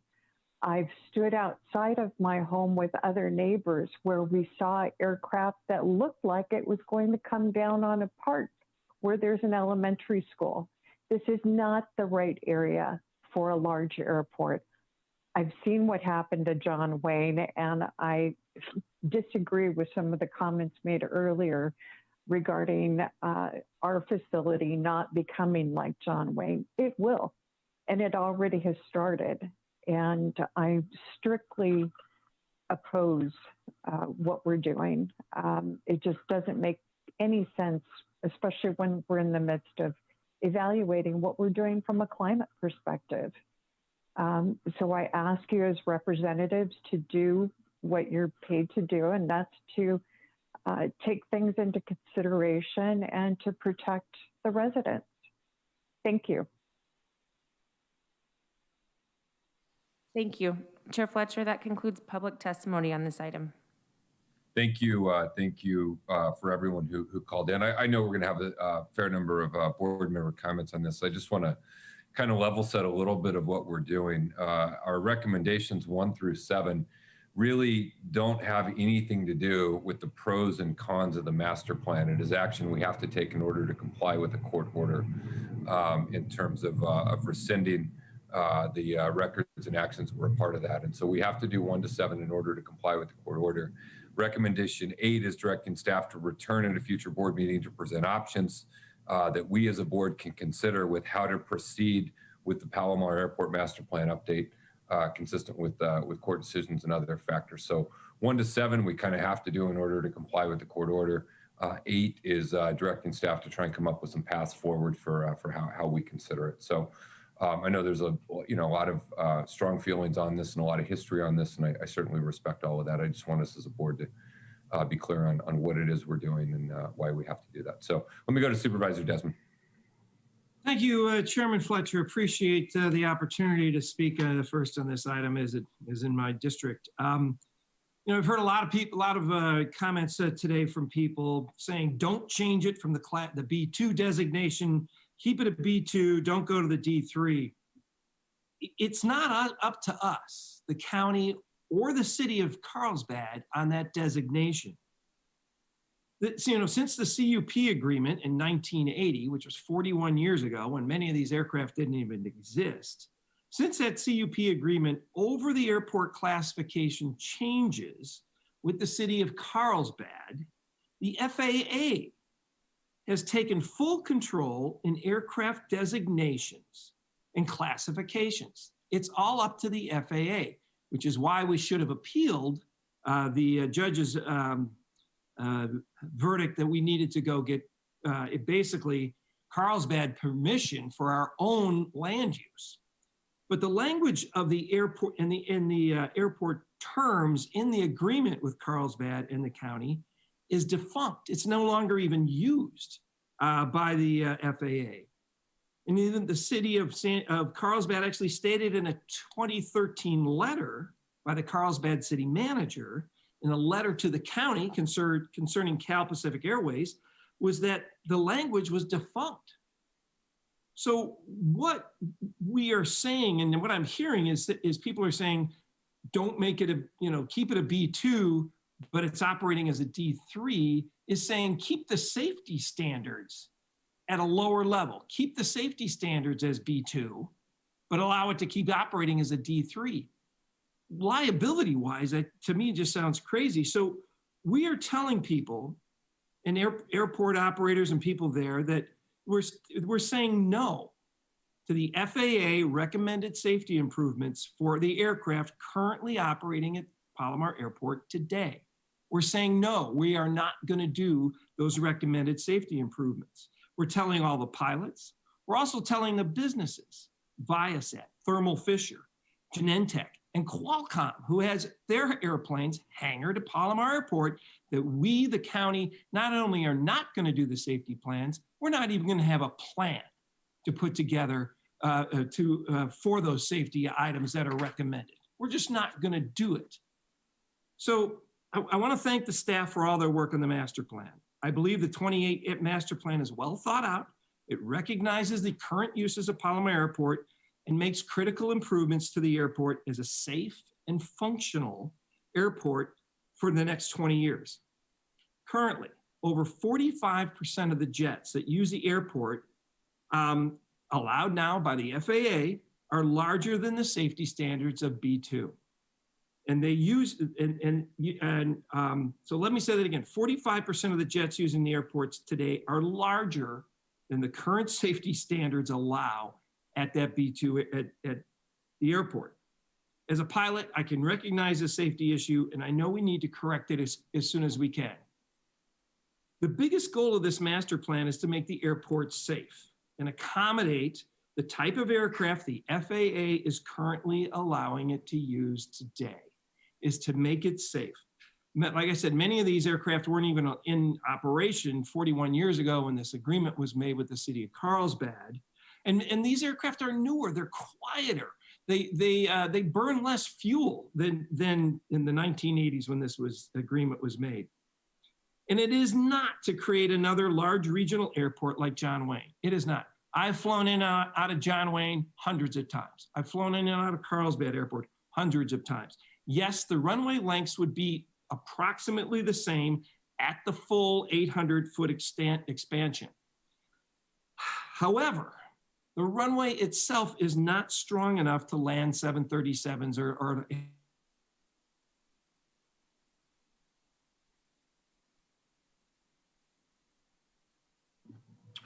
Did Supervisor Desmond freeze there, or did the rest of us? Looks like Supervisor Desmond froze. higher at the west than it is at the east end. Supervisor Desmond, if you could just rewind yourself for about 10 seconds and pick back up, that'd be great. Okay, sorry, I'm on government internet, so the runway itself is not strong. The runway itself is not strong enough to handle 737. The length is probably going to be at the full extension. It would be long enough, but it's not strong enough. The runway itself sits on a landfill.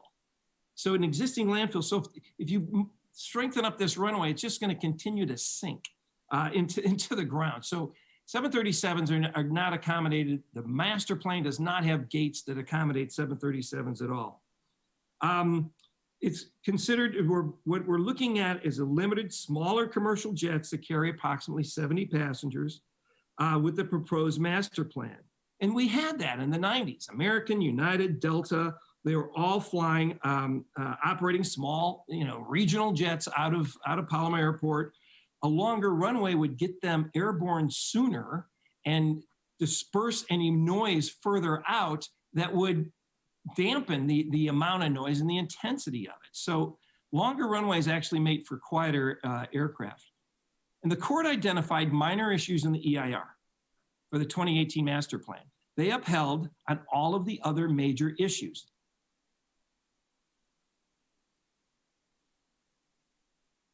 The EIR looked at all of those things and the judge didn't blink an eye. Those are all satisfied. So we have a solid EIR. The minor issues within the EIR are going to be fixed with additional noise analysis. It's going to be done at Vista, where I heard the Vista City Council member call in. Those analyses are going to be done. They're underway right now. But considering all of this, I strongly believe we should have appealed the court's ruling instead of having to rescind the master plan and decertify the EIR, costing millions of dollars. I understand that because the majority of the board voted not to appeal the court's hearing, we're now forced to rescind the plan and decertify the EIR. However, today's action is only going to delay all of the proposed safety improvements in the master plan. And again, these safety improvements include increasing the length of the runway by up to 800 feet to accommodate the type and size of aircraft that are already there. Relocating the runway in order to increase, and relocating, just moving it over a few feet, increase separation of the runway and taxiway, which would be safer for aircraft taxi. And installing the EMAS, which is basically, if you think of a runway on a freeway, the runway truck ramp, the EMAS is a runway soft area at the end of the runway so aircraft can stop if they overrun. And then also building an airport rescue facility and buying a firefighting vehicle. These are all safety recommendations by the FAA for what is there today. So Palomar Airport Advisory voted last week that we need to move quickly and preserve as many of the proposed safety improvements as possible, included in the master plan. And I agree with them. I recognize some of the improvements listed in the master plan also require us to address the conditional use permit with the airport that was done 41 years ago and has now been completely taken over by the FAA. And to me, this is us allowing a city, which we don't do in any other circumstance, over our land use. This is a county land. This is county airport, and we have county land use over it. To allow another city or any other entity have usurp our land use authority is a slippery slope and not anywhere that I want to be. So again, we need these safety improvements as quickly as possible. Many of our large employers, like I said, operate in and out of this airport in North County, Qualcomm being one of them. And it's hard enough with our jobs in San Diego County right now that we don't have the housing. And now if we're going to tell these large companies that have corporate aircraft, hey, we're not going to do the safety improvements at the airports you operate out of, to me is kind of a double whammy and doesn't look good for the future prospects of jobs in San Diego County. So I won't be supporting the action today because I believe we have a solid EIR and a very well thought out master plan that I support. I just think it was a flawed requirement by the judge for a 41-year-old plan that really doesn't mean anything at this point in time since the FAA took over those designations. So I look forward to looking closely with staff and ensure we can preserve much of the 2018 master plan as possible to bring it back to the board quickly and for approval this fall. So hopefully we can move forward. I appreciate all the callers, even the ones in Carlsbad who don't want the airport there. This is going to make this airport safer. And I think if you live in any of the neighborhoods around the airport, you want to make sure that that entity is as safe as possible. So thank you very much for the time and the effort. I really think we should have appealed it. I appreciate the time. Thanks. Supervisor Anderson. I'd like to make a motion to separate the vote 1 through 7 as a separate vote from recommendation 8. And that would allow our colleague potentially to vote yes for something. Okay, so we wouldn't actually make a motion to separate the recommendations. What we'll do is make a motion to adopt recommendations 1 through 7. After we vote on this, we'll come back and make a motion to adopt recommendation 8. So I'm happy to make a motion to adopt recommendations 1 through 7. Is there a second to that motion? I'll second it. Okay. Any questions or comments on that? Ask the clerk to please call the roll. Thank you. Supervisor Anderson? Aye. Supervisor Lawson-Remer? Aye. Supervisor Desmond? No. Vice Chair Vargas? Vargas, aye. Chair Fletcher? Fletcher, aye. That motion passes with Supervisor Desmond voting no, all other supervisors being present and voting aye. I'll now make a motion to adopt recommendation 8. Is there a second? I'll second it. All right, we have a motion and a second. Please call the roll. Thank you. Supervisor Anderson? Aye. Supervisor Lawson-Remer? Aye. Supervisor Desmond? Aye. Vice Chair Vargas? Vargas, aye. Chair Fletcher? Fletcher, aye. That motion passes unanimously with all supervisors being present and voting aye. Thank you all. It is 12:40. We're going to take a brief 30-minute break for lunch. We will reconvene at 1:10 p.m. 1:10 p.m. We will come back, knock out our remaining items, and then proceed directly into closed session upon the conclusion of those items. Thank you all.